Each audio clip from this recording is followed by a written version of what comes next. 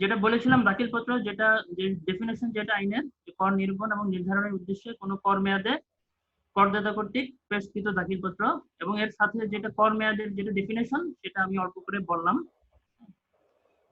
Basically দাখিলপত্রে কি জিনিস থাকে, মানে যদি ব্রডার অ্যাসপেক্টে বলি, যেটা যে একজন মানে করদায়ী মানে ব্যক্তির করদায়িতা সম্পর্কিত যে ধরনের তথ্যগুলি আমাদের প্রয়োজন, যেমন ক্রয় বিক্রয়, আমদানি রপ্তানি, প্রদেয় রাজস্ব, বৃহৎ রেয়াত, উৎসে কর্তন, ট্রেজারি জমা, বৃদ্ধিকারী সম্মাননা, এটা মানে ব্রডার অ্যাসপেক্টে যে দাখিলপত্র আসলে এই জিনিসগুলো আমরা বেসিক্যালি এগুলো নিয়ে আমরা ডিল করে থাকি। হ্যাঁ, আচ্ছা, কাকে দিতে হবে, যেটা ভ্যাট এবং এসডি অ্যাক্ট 2012 ধারা 64 এবং বিধিমালা 47 মোতাবেক যে সকল ব্যক্তির মানে ইকোনমিক অ্যাক্টিভিটিস আছে, অর্থাৎ ইকোনমিক অ্যাক্টিভিটিস থাকার কারণে তাকে আইনগতভাবে নিবন্ধন অথবা তালিকাভুক্ত হতে হয়, এরকম প্রত্যেক ব্যক্তিকেই কি করতে হবে, তার দাখিলপত্র সাবমিট করতে হবে, তার অব্লিগেশন আছে দাখিলপত্র দাখিল করার। ওকে, কখন পেশ করতে হবে এটা আমরা জানি যে ধারা 64 এবং বিধিমালা 47 মোতাবেক কর মেয়াদ শেষের অনধিক 15 দিনের মধ্যে দাখিলপত্রটা কি করতে হবে, পেশ করতে হবে। আচ্ছা, এই জাস্ট লাস্ট বাজেট পর্যন্ত যেটা ছিল যে যদি সরকারি ছুটি থাকতো সাপ্তাহিক, তাহলে ছুটির আগেই কিন্তু রিটার্নটা কি করতে হবে, দাখিল করার একটা অব্লিগেশন ছিল। বাট এবারের বাজেটে যে পরিবর্তনটা আসছে, এই যে যদি কোনো মানে 14th বা 15th ডে যদি কি থাকে, সরকারি যদি বা গভর্নমেন্ট হলিডে যদি থাকে, তাহলে তার পরবর্তী ওয়ার্কিং ডেতে দাখিলপত্র কি করা যাবে, সাবমিট করা যাবে। না করলে কি হবে, না করলে হবে যে বিধি 85 মোতাবেক 10,000 টাকা তাকে পেনালাইজ করা হবে। আর যদি তার মুসুক যদি ভ্যাট যদি আনডিউ থাকে বা আনরিয়ালাইজড থাকে, তাহলে তাকে ধারা 127 মোতাবেক 2% হারে সরল সুদ কি করতে হবে, পরিশোধ করতে হবে। এটা হচ্ছে কি, দাখিলপত্র যদি আমরা ঠিকমতো দাখিল না করি, কোনো প্রতিষ্ঠান যদি কি ঠিকমতো দাখিল না করে। ওকে, তো দাখিলপত্রের গুরুত্ব আসলে খুবই মানে ভ্যাটের পার্সপেক্টিভে, বিশেষ করে ভ্যাট অফিসারদের জন্য এটা খুবই ওয়াইড। মানে একটা প্রতিষ্ঠান কি করতেছে তার সামগ্রিক কার্যক্রম মনিটর করার জন্য কি দাখিলপত্রের ভূমিকা অপরিসর। এজন্য এনবিআর থেকে বা আমাদের ঊর্ধ্বতন কর্তৃপক্ষরা কিন্তু বারংবার যে নির্দেশনা দিচ্ছে যে না, প্রত্যেক প্রতিষ্ঠান আগে দাখিলপত্র সাবমিট করুক, তাদেরকে নেটওয়ার্কের মধ্যে নিয়ে আসা হোক। হ্যাঁ, ফলে দাখিলপত্রের গুরুত্বটা কিন্তু খুব ভাইটাল, কারণ এটা দ্বারাই হচ্ছে আমরা একটা প্রতিষ্ঠানকে কি করতে পারতেছি, মানে মনিটর করতে পারি ওভারঅল। আচ্ছা, তো দাখিলপত্রের জন্য আমরা জানি যে মুসুক 9.1, আর যদি টার্নওভার ট্যাক্সের জন্য আমরা জানি নরমাল ভ্যাট রেজিস্টার্ড ইউনিটের জন্য লাগে 9.1, আর যেটা যদি টার্নওভার ট্যাক্স হয় তাহলে তার ক্ষেত্রে কি 9.2। এটা আমরা জানি সকলেই, মোটামুটি আমাদের ধারণা আছে। তো দাখিলপত্র নিয়ে আমার অভিজ্ঞতা, আমি আসলে চাইছিলাম যে ক্লাসের আগে যে একটা এনবিআর এর ওয়েবসাইটে অনেক ঘুরলাম যে আসলে আপডেটেড ফর্মটা আছে কিনা। তো আমার ব্যাড লাক, আমি আসলে এনবিআর এর ওয়েবসাইটে ফর্মটা খুঁজে পাইনি, যেটা পেয়েছি পুরানো এডিশন। হয়তো অন্য কেউ হয়তো আমার জ্ঞানের আমি হয়তো ঠিকভাবে সার্চ করতে পারি নাই, কিন্তু আমার কাছে মনে হয়েছে যে রং যে মানে আগের যে ভার্সনটা এখনো অনলাইনে রয়ে গেছে আর কি। ওকে, তো যে ধারাগুলো আছে ধারা 64 এবং 67, যেখানে দাখিলপত্র কিভাবে দাখিল করতে হবে এবং যদি লেট রিটার্ন যে সাবমিট করতে হয় বা দাখিলপত্র যদি সংশোধন করতে হয় ইত্যাদি জিনিস, এই পার্টিকুলার এই সেকশনগুলিতে আইন এবং বিধি রয়েছে। ওকে, যেটা আমি আগেই বলেছিলাম যে প্রত্যেক কর মেয়াদ সমাপ্তি 15 দিনের মধ্যে দিতে হবে। ইনকেস যদি গভর্নমেন্ট হলিডে থাকে তাহলে এখন কিন্তু এটা পরবর্তী কার্যক্রমে মানে পরবর্তী কার্য দিবসে এটা এখন দাখিল করার সুযোগ আছে। আর আরেকটা বিষয় হলো যে দাখিলপত্রে ভ্যাট পরিশোধের তথ্যের পাশাপাশি কিন্তু মানে সম্পূর্ণ শুল্কের পরিশোধের তথ্যগুলিও থাকতে হবে।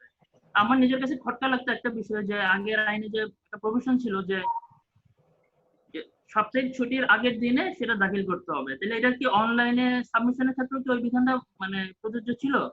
কারণ অনলাইনের জন্য তো সাপ্তাহিক ছুটি বা কোনো কিছুর জন্য প্রযোজ্য না, মানে আমার নেট কানেকশন থাকলে আমি তো এটা ঘরের থেকেও দিতে পারতাম আর কি। হ্যাঁ, এটা হচ্ছে আমার আসলে সমবেত শ্রোতার প্রতি আমার কোশ্চেন। এটা আগেও বলেছি অলরেডি যে 9.1 ভ্যাট রেজিস্টার্ড ইউনিটের ক্ষেত্রে এবং 9.2 হচ্ছে টার্নওভার ট্যাক্স যারা এনলিস্টেড তাদের জন্য।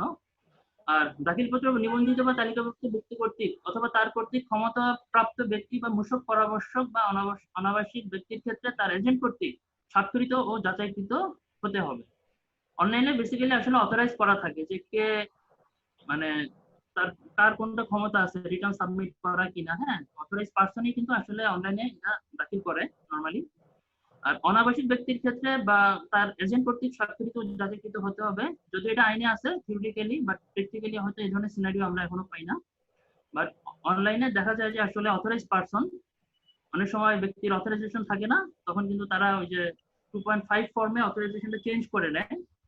চেঞ্জ করে নিলে এটা আবার ডিভিশনাল অফিসার যদি অ্যাপ্রুভ করে, তখন তার অ্যাকাউন্টে ওই অ্যাকাউন্টটা যখন অ্যাড হয় তখন ওই ব্যক্তি কিন্তু এটা সাবমিট করতে পারেন। দাখিলপত্র পেশ করা যাবে, এটা আসলে যে অনলাইন ওরিয়েন্টেড যে ট্রেনিং থেকে আসলে স্লাইডগুলো চলে আসছে ওর ধারাবাহিকতাই বলতেছি, বা যে বোর্ডের ভ্যাট অনলাইন সিস্টেমে, অনলাইনে বোর্ডের ভ্যাট অনলাইন সিস্টেমে আসলে বেসিক্যালি বিষয়টা হচ্ছে কি যে আইভাস সিস্টেম, যেটা ইন্টিগ্রেটেড ভ্যাট অ্যাডমিনিস্ট্রেশন সিস্টেম বলি, ওইখানে দুইটা মানে রিটার্নের জন্য একটা পোর্শন আছে এবং রেজিস্ট্রেশনের জন্য একটা পোর্শন আছে। ওই সিস্টেমে অনলাইনে আবেদন করা যায়, রেজিস্ট্রেশনের জন্য করা যায় এবং রিটার্ন সাবমিট ওইখান থেকে করা যায়। হ্যাঁ, আর তাছাড়া এটা সুবিধাজনক হয় এমন ভ্যাট কমিশনারেট বা বিভাগীয় দপ্তরেও পেশ করা যায়। যদি হার্ড কপি বা ম্যানুয়াল সাবমিশন করা হয় এটা কমিশনার মহোদয় বরাবর অথবা ভ্যাট কমিশনারেটও এটা করা যায়। অনেক সময় এনপিআর টাইম টু টাইম মেলা আয়োজন করে, ওই মেলায় এই জন্য বোর্ড বা কমিশনার কর্তৃক নির্ধারিত কোনো সেবা কেন্দ্র বা মেলায় ওটা ওইখানেও করা যায়। আর নতুন আইন প্রণয়নের সময় একটা বিষয় ছিল কি যে ভিওএসসি নামে একটা বিষয় ছিল, ভ্যাট অনলাইন সার্ভিস সেন্টার। এরকম 12টা ভ্যাট কমিশনারেটে 12টা ভ্যাট সার্ভিস সেন্টার ছিল।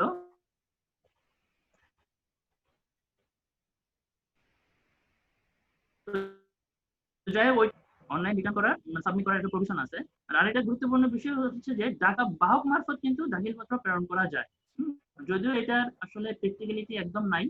এবং ওই ক্ষেত্রে এটা যেদিন রিসিভ হবে ডাক বা বাহক মারফত, সেদিনকেই কিন্তু সেদিন থেকেই কিন্তু এটা কাউন্ট করা হয়। ঠিক আছে,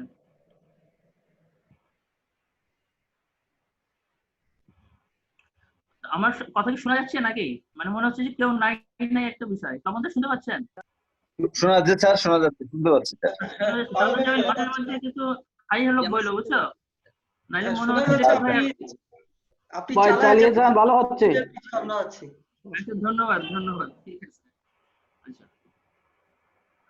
বিলম্বে দাখিলপত্র পেশ আসলে আইন এবং বিধিতে আছে, কিন্তু বাস্তবে এটার কোনো প্রয়োগ আমি দেখি না, কারণ অনলাইনে চাইলে আজকেও আমি একসাথে 12টা রিটার্ন সাবমিট করতে পারি। হ্যাঁ, তো এটা থিওরিটিক্যাল বা আইনের পার্সপেক্টিভ হচ্ছে যে আবেদনের প্রেক্ষিতে কমিশনার বিলম্বে দাখিলপত্র পেশের অনুমতি দান করতে পারবেন, এটা কমিশনার মহোদয়ের একান্ত এখতিয়ার। এবং উনি চাইলে এটাকে 1 মাস পর্যন্ত এক্সটেন্ড করতে পারবেন। এবং এক্ষেত্রে উনার কোনো জরিমানা হবে না, বাট উনার কি হবে, যদি সুদ প্রদান করতে হবে 127 মোতাবেক ওনাকে কি করতে হবে, সুদের লায়াবিলিটিস থেকে কিন্তু ওনাকে এটাতে মুক্ত করবে না। হ্যাঁ, এবং এটা করতে হবে কি, এটা নির্ধারিত ফর্ম আছে 9.3, এবং কোন একটা কর মেয়াদ শেষ হওয়ার 7 দিন পূর্বে তাকে আবেদন করতে হবে। তার মানে এটা যদি মান্থ অফ যদি জুলাই হয়, তাহলে জুলাই মাস শেষ হওয়ার 7 দিন পূর্বেই তাকে আবেদন করতে হবে, অর্থাৎ 23 জুলাইয়ের পূর্বেই তাকে আবেদনটা করতে হবে। ওকে, এবং কমিশনার মহোদয় এটা আবেদনপত্র গ্রহণ করার 7 দিনের মধ্যে সিদ্ধান্ত দিবেন, অথবা ধরে নেওয়া হবে যে উনি যদি কোনো ডিসিশন না দেয় তাহলে ধরে নেওয়া হবে যে এটা কি অলরেডি অনুমোদন হয়ে গেছে। আর যদি এই অ্যামেন্ডমেন্টের যদি কোনো পারমিশন নেওয়া না হয়, তাহলে সুদ এবং জরিমানা অর্থাৎ ইন্টারেস্ট এবং পেনাল্টি দুইটাই তার জন্য ওই ব্যক্তির জন্য কি হবে, প্রযোজ্য হবে। আচ্ছা, দাখিলপত্র সংশোধনের বিধানসমূহ আমার কাছে এটা পিকুলিয়ার মনে হয় আর কি। যাই হোক, যে যদি কোনো করণিক ত্রুটি বিচ্যুতি বা অর্থাৎ যেটা গুড ফেথ বলি আর কি, সরল বিশ্বাসে যেটা ক্লারিক্যাল মিস্টেক যদি হয়ে থাকে, যে ত্রুটি বিচ্যুতি সংশোধন ইত্যাদি ইত্যাদি যদি থাকে, তাহলে সেক্ষেত্রে কমিশনার মহোদয় সেটাকে অনুমোদন দিতে পারবেন। তবে শর্ত হলো কি, তাকে এটা 4 বছরের মধ্যে, অর্থাৎ সাবমিটের 4 বছরের মধ্যেই তাকে 9 ফর্মে কমিশনার মহোদয় বরাবর আবেদন করতে পারবেন। যদি কমিশনার মহোদয় অথবা অন্য কোনো এজেন্সি কর্তৃক যদি আমি নিরীক্ষার জন্য এটাকে যদি তলব করা হয়, ওই ক্ষেত্রে কিন্তু এই সুযোগটা থাকবে না। অর্থাৎ দেখা গেল যে কোন একটা এজেন্সি এটার জন্য অডিটের জন্য ডাকলো, অথচ ওই প্রতিষ্ঠান তখন হয়তো একটা ম্যালাফাইড ইন্টেনশন নিয়ে সেটাকে অ্যামেন্ডমেন্ট বা কোনো কিছু করতে চাইলো, এই উদ্দেশ্যটাকে মানে বাধা দান করার জন্য এই সুযোগটাকে বাড়িত করা হয়েছে। হ্যাঁ, আর সংসদীয় আনয়ন করা যাবে করণিক ত্রুটির ক্ষেত্রে, ভুল ক্রমে কর কম বা বেশি পরিশোধের ক্ষেত্রে। তবে জালিয়াতির ক্ষেত্রে অর্থাৎ ফৌজদারি অপরাধের যদি কোনো রকম মেলাফাই খারাপ ইন্টেনশন থাকে, এক্ষেত্রে এটা কি সংশোধনযোগ্য হবে না। ওকে, আচ্ছা, সংশোধনের ফলে যদি নিট প্রদেয়কর হ্রাস পেলে আবেদন প্রাপ্তির 30 দিনের মধ্যে সিদ্ধান্ত প্রদান করতে হবে, অন্যথায় মঞ্জুর হয়েছে বলে তা গণ্য হবে। হ্যাঁ, এটা ভয়াবহ বিষয় আর কি। যদি আমার যদি ট্যাক্স লায়াবিলিটিস যদি হ্রাস পায়, তাহলে আবেদন প্রাপ্তির 30 দিনের মধ্যে কমিশনের মধ্যে এটা কি করতে হবে, সিদ্ধান্ত প্রদান করতে হবে, অন্যথায় তা মঞ্জুর হয়েছে বলে গণ্য হবে। আর যদি ট্যাক্স লায়াবিলিটিস যদি বেড়ে যায়, ইনকার হয়, সেক্ষেত্রে কিন্তু তার জন্য সুদ প্রযোজ্য হবে, কিন্তু জরিমানা বা অর্থদণ্ড আরোপিত হবে না। ওকে, আর নিট প্রদেয় করের পরিমাণ হ্রাস পায়, সেক্ষেত্রে অতিরিক্ত পরিমাণ অর্থের সমপরিমাণ সেটাকে ডিক্রিজিং অ্যাডজাস্টমেন্ট করা যাবে। হ্যাঁ, ওই ব্যক্তি এটাকে ডিক্রিজিং অ্যাডজাস্টমেন্ট করতে পারবেন।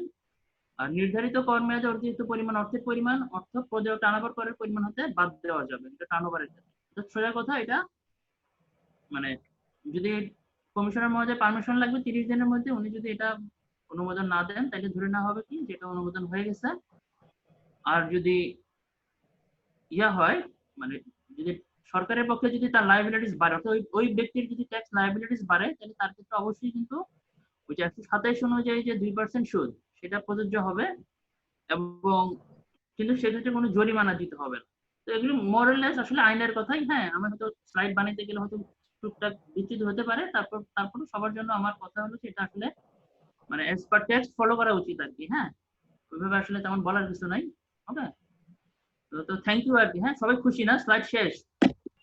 তো রিটার্ন ফাইলিং প্রসিজিয়ারের আগে আসলে যেটা আইনের ধারা 45, এটা আসলে জানাটা খুবই জরুরি। হ্যাঁ, যে আইনের ধারা 45 অনুযায়ী নিট প্রদেয় কর, এটা যদি বোঝা যায় তাইলে কিন্তু আমাদের আসলে এটার উপর ভিত্তি করেই কিন্তু আমাদের রিটার্নটা মানে ফিল আউট করতে হয়। হ্যাঁ, এখানে এটা আসলে যে গ্রাফিক্যাল রিপ্রেজেন্টেশনটা দেখা যাচ্ছে যে রুটিন ট্রানজাকশনে তার কি হবে, তার আউটপুট ট্যাক্স হবে এবং এটার সাথে এসডি থাকবে। ওকে, আউটপুট ট্যাক্স থাকবে।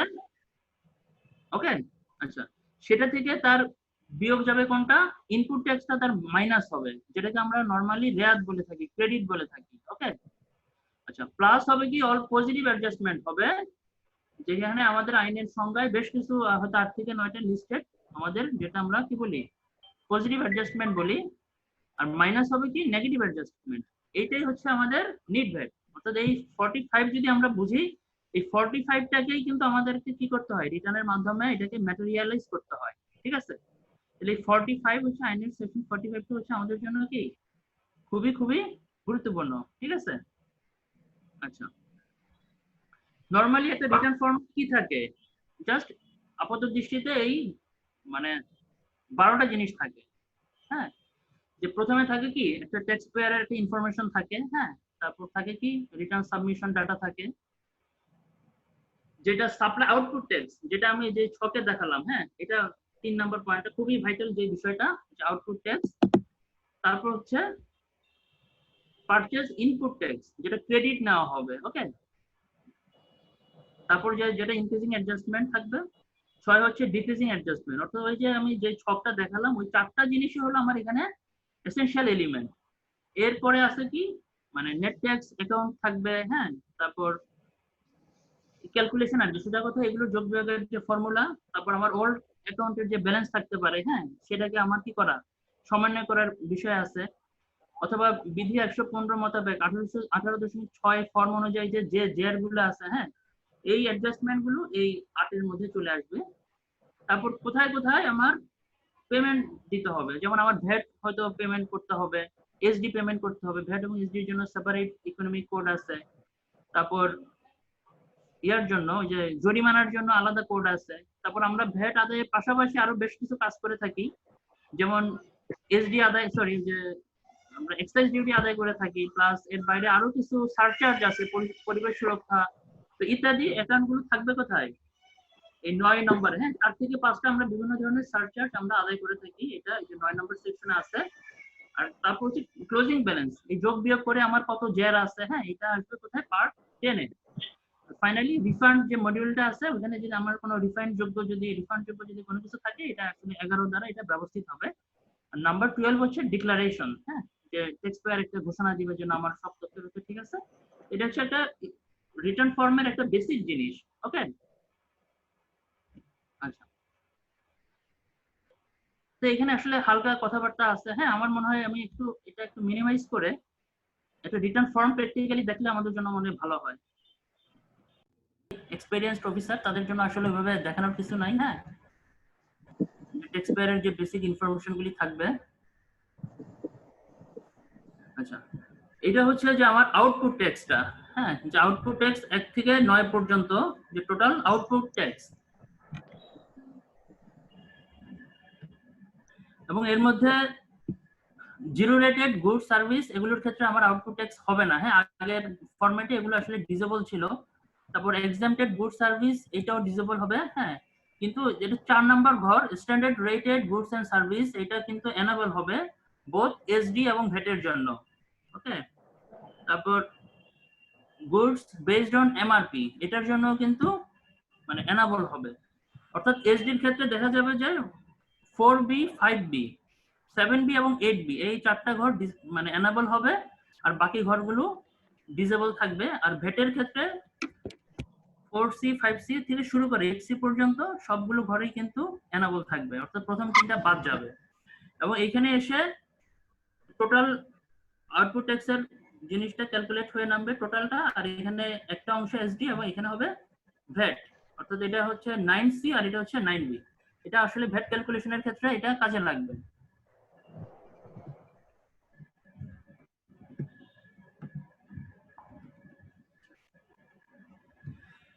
তো এটা হচ্ছে ইনপুট ট্যাক্স, মানে সোজা কথা এই অংশটার মাধ্যমে কিন্তু রেয়ারটা ডিটারমিন হবে, হ্যাঁ যদি স্ট্যান্ডার্ড সাপ্লাই হয় নরমালি আমরা জানি যে যদি 15% হারে যদি সরবরাহ হয় সেক্ষেত্রে কিন্তু রেয়াত নেওয়া যাবে। যদি এটা স্ট্যান্ডার্ড সাপ্লাই হয়ে থাকে 10 থেকে 20 এই তথ্যগুলো পূরণ করতে হবে। আর যদি অন্য কোনো মানে সুনির্দিষ্ট গড় বা অন্য মানে ট্রাঙ্কেটেড বা অন্য কোনো হারে যদি রিডিউস রেটে যদি সাপ্লাই হয় তখন 21 থেকে 22 এই ঘরগুলো কিন্তু তখন পূরণ করতে হবে। ওকে, এই যে জিরো রেটেড গুড সার্ভিসের ক্ষেত্রেও কিন্তু এই ঘরগুলো কিন্তু ডিসেবল, অর্থাৎ এখানে এনাবল ঘর হচ্ছে এই প্রথম 3টা ঘর 13 এই জিনিসগুলো কিন্তু ডিসেবল থাকবে, অর্থাৎ 14B থেকে শুরু করে 14B 15B 16B 17B 18B অর্থাৎ এই পর্যন্ত অংশগুলো এখানে এনাবল হবে, অর্থাৎ এগুলি আমার এখানে কি যোগ হয়ে নামবে। হ্যাঁ এখানে অবশ্য এগুলির জন্য আসলে নির্দেশনা আছে, মানে প্রত্যেক ফর্মের সাথেই কিভাবে পূরণ করতে হবে এই জিনিসগুলো কিন্তু এখানে কি নির্দেশনা দেওয়া আছে, হ্যাঁ সেই মোতাবেক এই জিনিসগুলোকে ফিল আউট করতে হবে। ওকে, আসলে আমি ইন শর্ট মানে এটা প্র্যাকটিক্যালি হয়তো সামনাসামনি থাকলে বিষয়গুলো আরো ভালো করে বোঝানো যাইতো আর কি। আর রপ্তানির জন্য যে সকল ইনপুট ক্রয় করা হয়েছে এটা কিন্তু রেয়াত নেওয়া যাবে না, বাট এটা কিন্তু ডিক্রিজিং অ্যাডজাস্ট করা যাবে, অ্যাডজাস্টমেন্ট করার সুযোগ আছে।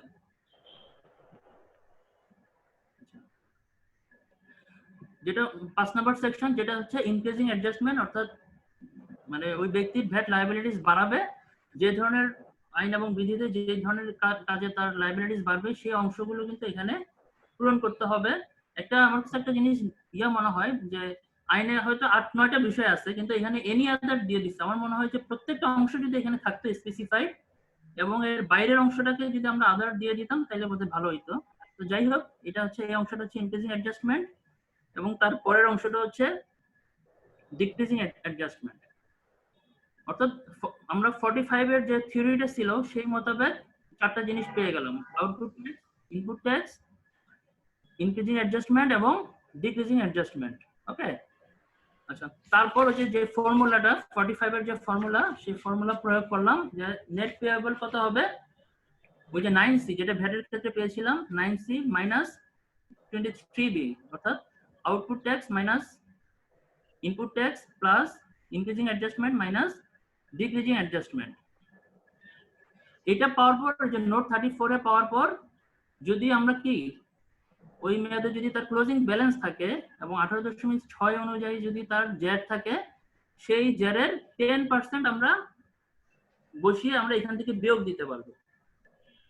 ওকে, সেটা বিয়োগ দিলে আমরা net payable VAT for the tax period পাবো after adjustment with closing balance এবং ব্যালেন্স ফ্রম 18.6। এটা হচ্ছে ভ্যাটের জন্য। পরের অংশটা হচ্ছে এসডি এর জন্য। হ্যাঁ, এসডি এর জন্য আমরা এই অংশটা এভাবে, যে এসডি এর জন্য যেটা 9 দিছিল আউটপুট ট্যাক্স, আচ্ছা এটা গেল net payable supplementary duty for the tax period before adjustment with closing balance.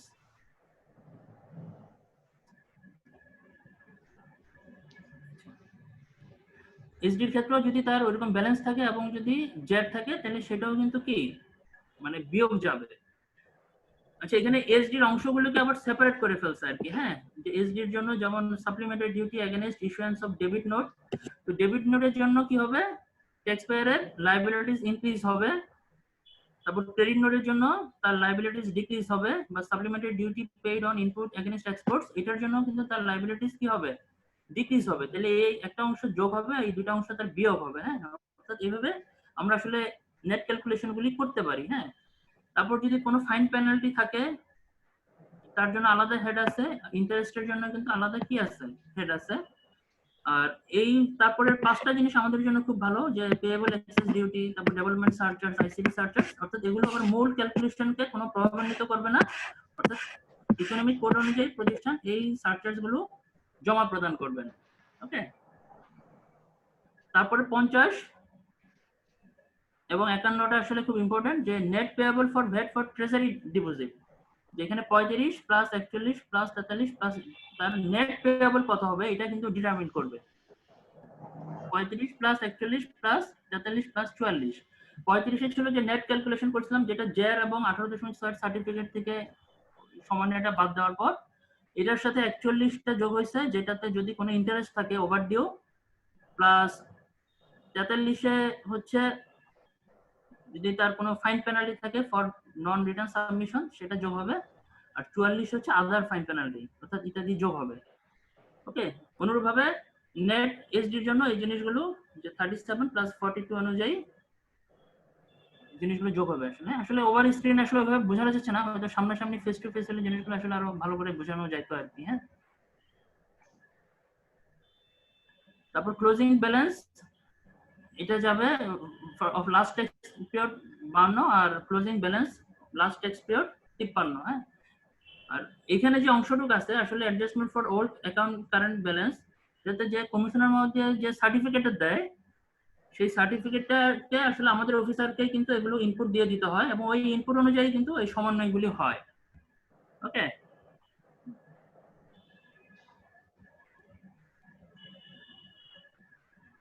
Closing balance কি হবে, যে আমি যে ট্রেজারিটা জমা করলাম প্লাস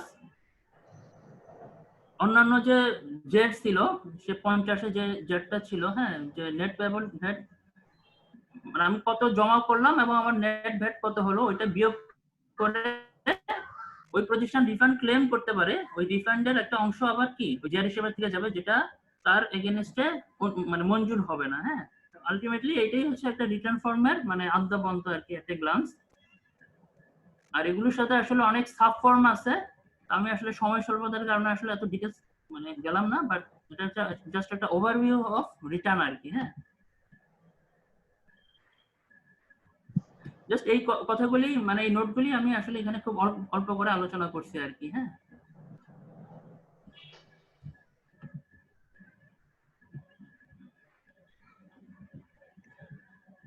মোটামুটি কি বোঝা যাচ্ছে নাকি? আসলে আমি রেসপন্স মানে বুঝতে পারতেছি না যে আমার অডিয়েন্সটা আছে কিনা। হ্যাঁ, হয়তো ইনডেপথ যেতে পারিনি, বাট এটা রাফলি একটা রিটার্ন ফর্মের একটা ইয়া করলাম আর কি। জামিল বা মনি আসো নাকি?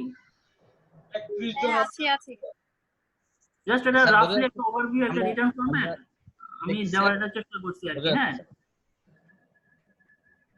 আচ্ছা, এখানে একটা সিম্পল এটা অঙ্কের মতো আছে, জাস্ট খুবই সিম্পল। এই প্রসঙ্গে বলে নেই যে আমাদের ডিজি মহোদয়ের বইয়ে যে একটা প্রবলেম আছে, হ্যাঁ, এটা আসলে খুবই সমৃদ্ধ একটা বিষয়, এবং ওইটা আমরা আসলে যদি 1 ঘন্টা প্র্যাকটিস করতে পারতাম, তাহলে আমাদের রিটার্নের আসলে অনেক জিনিসই কিন্তু আমাদের আসলে অনেক মানে দুর্বলতা চলে যেত। হ্যাঁ, কিন্তু এই সময় স্বল্পতার কারণে এবং এই স্ক্রিনে আসলে এটা ওইভাবে আলোচনা করার সুযোগ নাই, যেহেতু এটা অনেক মানে কমপ্লেক্স বিষয়। তো আমি এটা খুব সহজ একটা জিনিস এখানে রাখছি, জাস্ট একটা প্রবলেম, জাস্ট একটা ধারণা দেওয়ার জন্য। যারা বিগিনার বা যারা হয়তো একটু কম লেভেলের বা আমার মতো যারা, তাদের জন্য হয়তো এই জিনিসটা হয়তো একটা কাজে লাগতে পারে আর কি। হ্যাঁ, আর যারা খুব বেশি এক্সপার্ট তাদের জন্য হয়তো আসলে এটা ভাবে কোনো কাজে লাগবে না। এখানে এটা জাস্ট একটা মৌসুমী এন্টারপ্রাইজ নামক একটা প্রতিষ্ঠানের কিছু তথ্য দেওয়া আছে। একটা হচ্ছে সেলস, সিম্পল একটা প্রবলেম আর কি। হ্যাঁ, এখানে তেমন কিছু নাই, জাস্ট সেলস টাকা হচ্ছে 10 লাখ বা যাই হোক, এটা মৌসুমী ইন্ডাস্ট্রিজ নামীয় একটা প্রতিষ্ঠানের। তাহলে এটা হচ্ছে কি আউটপুট ট্যাক্স, তাই তো? তাহলে আউটপুট ট্যাক্স থেকে আমরা ভ্যাট ফ্যাক্টর দিয়ে গুণ করলে কিন্তু আমরা ভ্যাটটা বের করতে পারি, তাই না? তারপর পারচেজ হচ্ছে টাকা 8 লাখ বা যেটা হোক, সেটা হচ্ছে আমার কি ইনপুট ট্যাক্স। ওকে, আচ্ছা, ভিডিএস টাকা 25,000 এগেইনস্ট পারচেজ অফ গুডস, তাহলে এটা হবে কি ইনক্রিজিং অ্যাডজাস্টমেন্ট। ওকে, যে ভিডিএস টাকা এগেইনস্ট পারচেজ অফ গুডস, উচ্চ কর্তন 25,000 এগেইনস্ট পারচেজ অফ গুডস, এটা হবে কি বৃদ্ধিকারী সমন্বয় হবে। আবার প্রতিষ্ঠান সরবরাহের এগেইনস্টে VDS certificate VAT 6.6 received worth টাকা 15,000 এগেইনস্ট সেলস অফ গুড, তাহলে এটা হবে কি, এটা হবে decreasing adjustment. Less VAT was paid on the last month টাকা 10,000, গত মাসে 10,000 টাকা কম ভ্যাট পরিশোধ করা হয়েছিল, তার মানে এটা তার লায়াবিলিটিস বাড়াবে, এটা ইনক্রিজিং লায়াবিলিটিস হবে। Credit note is issued for টাকা, তার মানে এটা হবে কি ডিক্রিজিং অ্যাডজাস্টমেন্ট।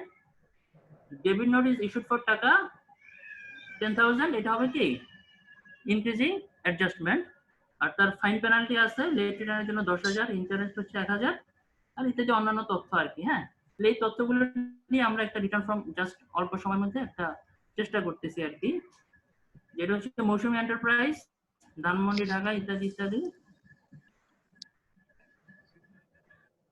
যেটা 10 লাখ টাকা ছিল। হ্যাঁ, যেহেতু ভ্যাট ইনক্লুসিভ, তার যে স্ট্যান্ডার্ড রেটে সাপ্লাই হওয়াতে, যে ভ্যাট ফ্যাক্টর দিয়ে গুণ করাতে, এটা হচ্ছে তার কি আউটপুট ট্যাক্স। ওকে, আর এটা হচ্ছে তার কি ইনপুট ট্যাক্স, যেহেতু স্ট্যান্ডার্ড রেট ওইভাবে এটা ইনপুট ট্যাক্স পাওয়া গেল। কি ধরনের ইনক্রিজিং অ্যাডজাস্টমেন্ট ছিল, যেটা আমি অল্প করে বলছি, যে তার একটা ভিডিএস ছিল, ভিডিএস ভিডিএস টাকা 25,000 এগেইনস্ট পারচেজ অফ গুডস, যেটা তার জন্য কি ইনক্রিজিং অ্যাডজাস্টমেন্ট হবে, সেটা যোগ হবে। ইস্যুয়েন্স অফ ডেবিট নোট, আমরা জানি যে ডেবিট নোট মানে ইনকার লায়াবিলিটিস অফ দ্য ট্যাক্সপেয়ারের লায়াবিলিটিস বাড়ায়। তারপর less VAT paid in the last tax period, এটা ছিল সে যেহেতু কম পরিশোধিত ছিল, তার মানে এটাও তার কি হবে ট্যাক্স লায়াবিলিটিস বাড়াবে। অর্থাৎ এই তিনটা আইটেম মিলে ইনক্রিজিং অ্যাডজাস্টমেন্ট হবে 45,000 টাকা। আর ডিক্রিজিং অ্যাডজাস্টমেন্ট ছিল, সে একটা সার্টিফিকেট পেয়েছিল ভিডিএস এর 15,000 টাকার, সেটা হবে কি ভ্যাট অ্যামাউন্টটা হবে তার ডিক্রিজিং লায়াবিলিটিস হবে। আর ইস্যুয়েন্স অফ ক্রেডিট নোট, আমরা জানি ক্রেডিট নোট লায়াবিলিটিস ডিক্রিজ করে, ফলে এটা ডিক্রিজিং অ্যাডজাস্টমেন্ট হবে। এই দুটো যোগ হয়ে গেল 30,000। তার মানে যে নেট পেয়েবল, যেটা 45 এর যে ফর্মুলা অনুযায়ী এটা হিসাব করার ফলে এই অংশটা দাঁড়ালো যে 41,000 টাকা। ওকে, আচ্ছা, তারপর নেট পেয়েবল হলো কত, 52 প্লাস 56। 52 এবং 56তে কি আছে, 56তে ছিল তার ডিকেজি অ্যাড্রেস সার্টিফিকেট পেয়েছে 18.6, আমরা জানি যে সেটা হচ্ছে ট্যাক্স লায়াবিলিটি 10%, অর্থাৎ এখানে যেটা আমার নেট ট্যাক্স ছিল যেটা 41,000, তার নেট ট্যাক্সের 10% 4,109 টাকা। আর তার ব্যালেন্স ছিল বোধহয় কত, সম্ভবত তো দেখাই যাচ্ছে না, যাই হোক,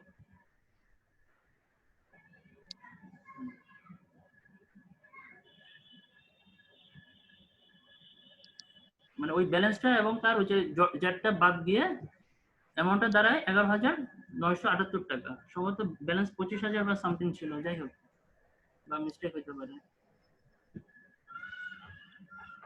আচ্ছা, ইন্টারেস্ট ওভার ডিউ এটা বলাই ছিল 10,000 টাকা, আর ফাইন পেনাল্টি ছিল 1,000 টাকা। হ্যাঁ, তো ইত্যাদি ইত্যাদি যোগ করলে net payable VAT for treasury deposit দাঁড়ায় হচ্ছে 22,978 টাকা।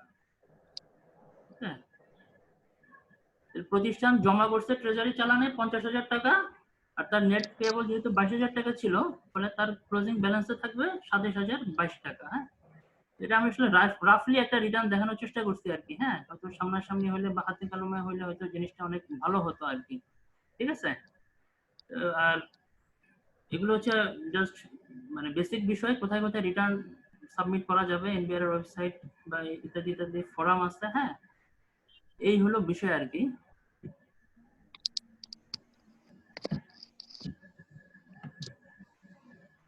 আসলে কেস স্টাডির মতো স্যার, মানে জাস্ট প্র্যাকটিক্যাল অভিজ্ঞতা আর কি স্যার। হ্যাঁ, আমি শেয়ার করার চেষ্টা করতেছি আর কি স্যার। এটা কিছু আমার ডিভিশনেই ঘটেছে বিষয়টা, মানে রিটার্ন পরীক্ষা সংক্রান্ত আর কি।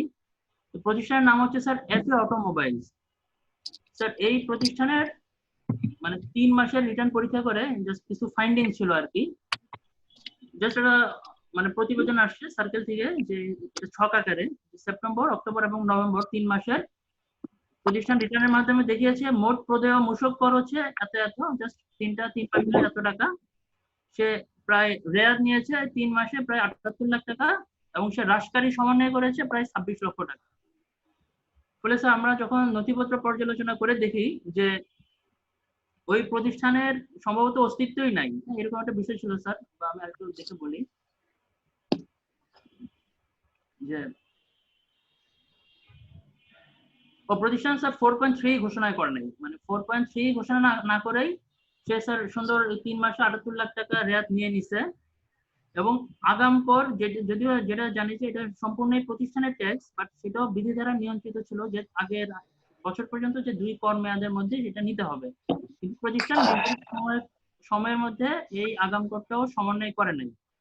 ফলে এই সার্কেল থেকে যে প্রতিবেদন আসে এই উপকরণ কর রেয়াত এই 3 মাসের 78 লাখ টাকা বাদ দেওয়ার জন্য, এবং যেহেতু বিধি বহির্ভূত ভাবে সে আগাম কর সমন্বয় করছে, হ্রাস করেছে, এটাও বাতিলের জন্য সুপারিশ করেছে। এবং এই দুটা বাতিল করার ফলে, বাতিলের সুপারিশ করার ফলে যে মোট যেটা আউটপুট ট্যাক্স আসছিল প্রদেয়, এটার উপরে একটা ডিমান্ড করেছে আর কি স্যার 3টা। হ্যাঁ, অর্থাৎ সর্বমোট প্রায় দাঁড়িয়েছে যে রেয়াত বাতিল 78,38,000 টাকা বাতিলের বা সমন্বয় সাধন করার জন্য সুপারিশ, তারপর হ্রাসকারী সমন্বয় 26 লক্ষ টাকা, যেহেতু সে নির্ধারিত কর মেয়াদের মধ্যে নেয় না, এটাও সমন্বয় বা বাতিলের জন্য সুপারিশ।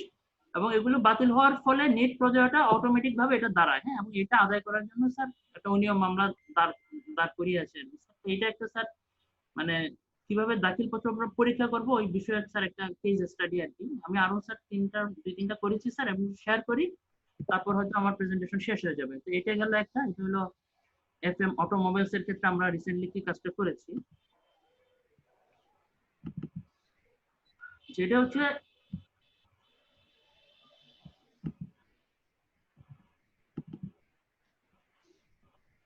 Evergreen enterprise. এই বিষয়টার ক্ষেত্রে মানে কদিন আগে একটা মানে মূল্য ঘোষণার একটা ফাইল আসছিল আমার কাছে। তো এটার যে আইটেম গুলো ছিল মানে খুব হেভি ইন্ডাস্ট্রিয়াল অ্যাঙ্গেল, হ্যাঁ, হট রোল ইত্যাদি ইত্যাদি। তো এটার সংযোজনটা ছিল মাত্র 34%। তো আমি চিন্তা করলাম যে এটা মাত্র 34%, এটা কমার্শিয়াল ইম্পোর্টার, দেখা যাবে যে সরকার তো কিছুই পাবে না, 33.33% তো প্রতিষ্ঠান নিয়েই নিবে এটি এবং ভ্যাট বাবদ। তো এরা সাহেবকে পাঠালাম স্যার সরেজমিনে পরিদর্শন করার জন্য, গিয়ে দেখে যে স্যার ওই প্রতিষ্ঠানের অস্তিত্বই নাই। অর্থাৎ যে জায়গায় প্রতিষ্ঠানের রেজিস্টার অ্যাড্রেস ওইখানেই স্যার প্রতিষ্ঠানটা নাই। প্রতিষ্ঠানের মালিক হন্তদন্ত হয়ে চলে আসছে, বলে তো আমরা তো অন্য জায়গায় চলে গেছি। তো অন্য জায়গায় চলে গেছেন, ভাড়ার দলিল কোথায়, অন্য কোনো প্রমাণক আছে কিনা তাও নাই। তো আজকে হঠাৎ করে এসে একটা প্রমাণক ডিড নিয়ে আসছে 10,000 টাকা, প্রায় 16 ডেসিমেল একটা জায়গা। তো আমার কথা হলো যে এটা তো আসলে তার যে রেজিস্টার্ড ঠিকানা, সেই ঠিকানায় তো তার ওই প্রতিষ্ঠানটা থাকতে হবে, ওই প্রতিষ্ঠানের অস্তিত্বই নাই। এবং সে যদি ঠিকানা পরিবর্তন করে তাহলে তাকে আইনানুগ সেটার পারমিশন নিতে হবে।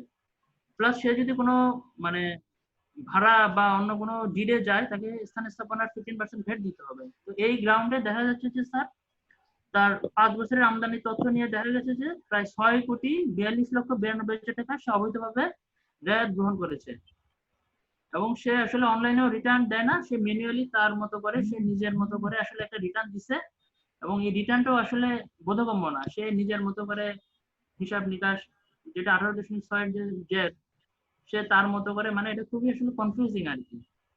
তো এই গ্রাউন্ডে আমরা কাজ করে মোটামুটি স্যার এই অ্যামাউন্টের একটা অবৈধভাবে রেয়াত বাতিলের আমরা সুপারিশ করছি, যেহেতু প্রতিষ্ঠানের অস্তিত্ব নাই এই গ্রাউন্ডে।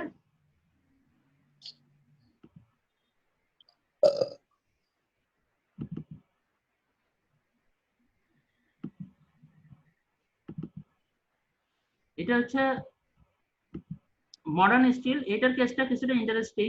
হ্যাঁ, এটা আসলে সুনির্দিষ্ট করে, মানে যেটা আপনার ওই যে মেল্টেবল রড বা স্ক্র্যাপ, যে স্ক্র্যাপ সংগ্রহ করে সে ইনগট বা ওইখান থেকে অ্যামোস রড বানায়।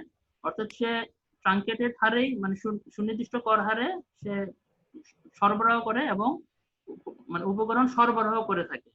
যেহেতু সে সুনির্দিষ্ট করে, অর্থাৎ বোধহয় সম্ভবত টন প্রতি 1000 টাকা, ফলে সে সুনির্দিষ্ট হারে, এটা হচ্ছে তার আউটপুটের ট্যাক্স এবং এটা হচ্ছে তার ভ্যাট, সুনির্দিষ্ট কর হারে। হ্যাঁ, ফলে যেহেতু সে সুনির্দিষ্ট কর হারে আউটপুট ট্যাক্স দেয়, অর্থাৎ সে যারকে সরবরাহ করে তিনি উচ্চ কর্তনের বিধিমালা অনুযায়ী তার এই অংশটা উনি কি করবেন, তার ইনক্রিজিং লায়াবিলিটিস দেখাবেন। এই কারণে এই প্রতিষ্ঠানে কিন্তু এই টাকাটা উনি দেখাবেন তার ডিক্রিজিং অ্যাডজাস্টমেন্টে দেখানোর কথা। উনি এটা ঠিকই করছেন, কিন্তু উনি যে ক্রয়টা করছেন,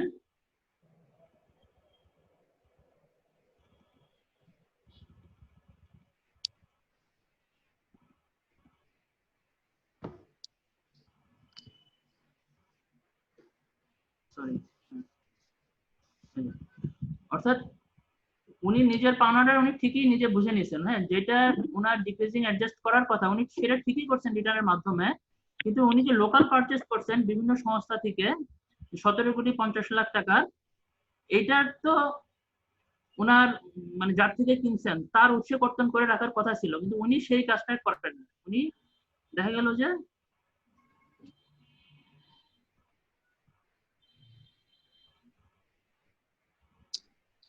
অর্থাৎ যেটা ডিক্রিজিং অ্যাডজাস্ট করার কথা নিজেরটা বুঝে নিছেন, কিন্তু ইনক্রিজিং অ্যাডজাস্টমেন্টের কলমটা উনি ফাঁকা রাখছেন। যেহেতু উনি উচ্চকর্তন সংস্থা এবং সুনির্দিষ্ট কর হারে উনি সরবরাহ গ্রহণ করেছেন, তো ওনার লায়াবিলিটি ছিল যে এটা উনি কেটে রাখবেন, ফলে উনি এই কাজটা করেন নাই। এই গ্রাউন্ডে আমরা 2 মাসের রিটার্ন দেখে যে 65 লাখ টাকা এবং 15 লাখ টাকা সর্বমোট 81 লক্ষ টাকার আমরা একটা মানে ডিমান্ড করেছি আর কি, যে উচ্ছে ভ্যাট এটা আমরা এখানে ডিমান্ড করছি। তো এটা একটা আসলে একটা অবজারভেশন আর কি। হ্যাঁ, ছোট করে একটা প্রতিষ্ঠানের এরকম আর কি, যে প্রায় এটা বৃদ্ধিকারী সমন্বয় করার জন্য আমরা চিঠি দিয়েছি প্রতিষ্ঠানকে এবং এর মাধ্যমে একটা অনিয়ম মামলা দায়ের করা হয়েছে। এটা একটা আসলে রিটার্ন পরীক্ষা করে একটা অবজারভেশন।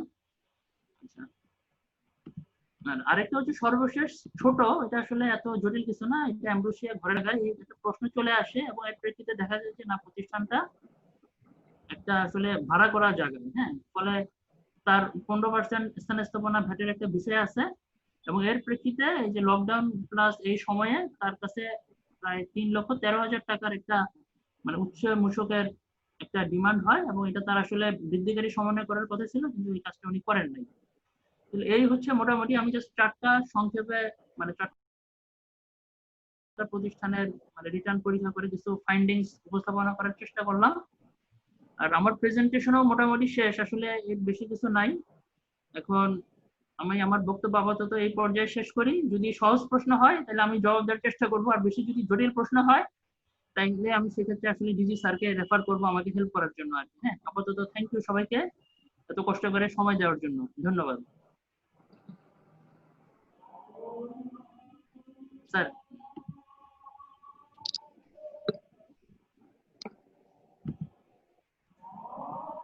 মাহবুব আলম সাহেব কোশ্চেন করেন। স্যার আসসালামু আলাইকুম। স্যার ওই যে ধারা 64 এবং 47-এর সাথে হ্যাঁ, ধারা 64 এবং বিধি 47-এর সাথে স্যার আমি ধারা 33 এবং 127 একটু আলোচনা করার পরে স্যার আপনার সাথে একটু আমি কিছু জিনিস জানতে চাইবো আর কি স্যার। হ্যাঁ, তো দেখা যায় ধারা 64 এবং বিধি 47 অনুযায়ী প্রতিটা ট্যাক্স পেয়ার তার কর্মের শেষে পরের মাসের, অর্থাৎ ওই কর্মের শেষে পরের মাসের অনধিক 15 দিনের মধ্যে বা ছুটির দিন থাকলে এর পরের দিন ওই রিটার্ন সাবমিট করে থাকে। আর ধারা 33-এ যে বিষয়টা বর্ণিত রয়েছে, অর্থাৎ কর মানে ট্যাক্স কখন প্রদেয় হবে, তো 5-7টা কার্যক্রমের মধ্যে বলা হয়েছে যে যেটাই আগে ঘটবে সেই সময় তার কর প্রদেয় হয়ে যাবে। আবার 127-এ বর্ণিত আছে যে যে তারিখে কোনো ব্যক্তির কর প্রদেয় হবে ওই তারিখের পূর্বে বা ওই তারিখ যদি সে কমিশনার নিকট জমা দিতে ব্যর্থ হয় তাহলে ওই তারিখের পর থেকে মাস ভিত্তিক 2% হারে তার সুদ ক্যালকুলেশন করতে হবে। এখন আসলে বাস্তব যে চর্চা, স্যার আমার কাছে ধারা 33 এবং 127 ধারা 64 এবং বিধি 47 সাথে একটা অসামঞ্জস্য মনে হয় স্যার। এই বিষয়ে স্যার আপনার জ্ঞান গর্ব ধারণা স্যার শুনতে চাই স্যার। ভালো প্রশ্ন করছেন। আসলে ধারা 33-এ যেটা বলা আছে যে 4টা জিনিস, যে কখন ইনভয়েস ইস্যু হয় বা পণ্য ডেলিভারি হয়, অথবা আংশিক সে পণ্য পায়, অথবা ব্যক্তিগত ব্যবহার্য কাজে যখন সে যদি কোনো পণ্য ইউজ করে তখন তার কি হবে, ভ্যাটটা প্রদেয় হবে, মানে তখন তাকে দিতে হবে, তাই তো? তাহলে জি, স্যার। সে সেই সময়ে ভ্যাটটা প্রদান করবে। আর রিটার্ন হচ্ছে তাকে তার সব যাবতীয় অ্যাক্টিভিটিজ এর সামারি একটা টাইম পিরিয়ডের পরে তাকে দাখিল করতে হবে। বলে স্যার। ওইটার সাথে তার ট্যাক্স লায়াবিলিটিস কিন্তু কোনোভাবেই মানে হেরফের হবে না, আমি যেটা বুঝি আর কি। হ্যাঁ, ঠিক আছে, জি স্যার। তাই না? নির্দিষ্ট স্যার সময়ে তখন তার 127 স্যার একটু প্রবলেম হয় 127 নিয়ে, হ্যাঁ। হ্যাঁ হ্যাঁ কারণ ওখানে কিন্তু স্যার ক্লিয়ার করা নাই যে নির্দিষ্ট কর মেয়াদে রিটার্ন দাখিলের ক্ষেত্রে এটা প্রযোজ্য হবে না, এই কথা কিন্তু নাই স্যার কোথাও, হ্যাঁ।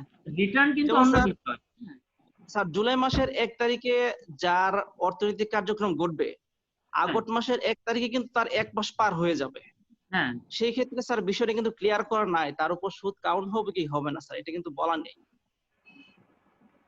না এটা সেক্ষেত্রে আপনাকে দেখতে হবে যে মানে হ্যাঁ এটা মনে হয় সে পথে প্রতিষ্ঠানটা সুযোগ পাচ্ছে আর কি, ভ্যাটের প্রতিষ্ঠানটা, আমার কাছে যেটা মনে হয়। হ্যাঁ, আগে তো যেটা ছিল চলতি হিসাবের একটা বিষয় ছিল যে আগে ডেলিভারি হইলেই কিন্তু আমাদের এটা মানে কি পরিশোধ হয়ে যেত স্যার। পরিশোধ করেই কিন্তু তার কারেন্ট অ্যাকাউন্ট থেকে ডিডাক্ট করেই তার একটা সুযোগ ছিল। এখন এই জি, নতুন স্যার। আইনে কিন্তু দেখা যাচ্ছে যে সে 45 ডেজ এর একটা কিন্তু সে সুযোগ পায়, এটা যেটা আমার অবজারভেশন মনে হয় আর কি, তাই না? আচ্ছা সর্বোচ্চ পাবেল, সে আমি একটু ইন্টারফেয়ার করি আর কি। উনি হ্যাঁ আসলে কনফিউজ করতেছেন আইনের শব্দগুলোকে, তা একেবারে ভিতর থেকে বুঝতে হবে। প্রদেয় এবং পরিশোধ দুটো শব্দের মধ্যে অর্থগত, মাত্রাগত এবং তাৎপর্যগত পার্থক্য আছে।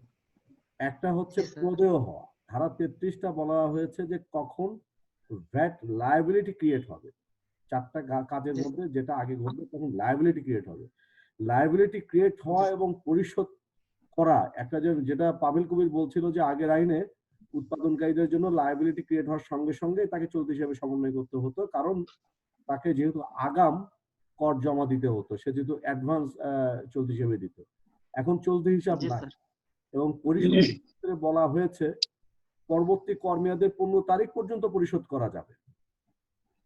জি, স্যার। তো এবং আপনি 127টা পড়ে দেখবেন যে সেখানে প্রদেয় শব্দ লেখেনি, লিখছে পরিশোধ। পরিশোধের শেষ তারিখ হচ্ছে পরবর্তী কর মেয়াদের 15 তারিখ। 15 তারিখে যদি সে পরিশোধ না করে তারপর সুদ গণনা প্রশ্ন আসে। আপনি দুটো শব্দ প্রদেয় এবং পরিশোধ, এটার অর্থগুলোকে ভালো করে বোঝার চেষ্টা করবেন, তাহলে আপনার মনের মধ্যে যে কনফিউশন আছে আই বিলিভ এটা Yes, দূর sir. হয়ে যাবে। Thank you sir. আচ্ছা,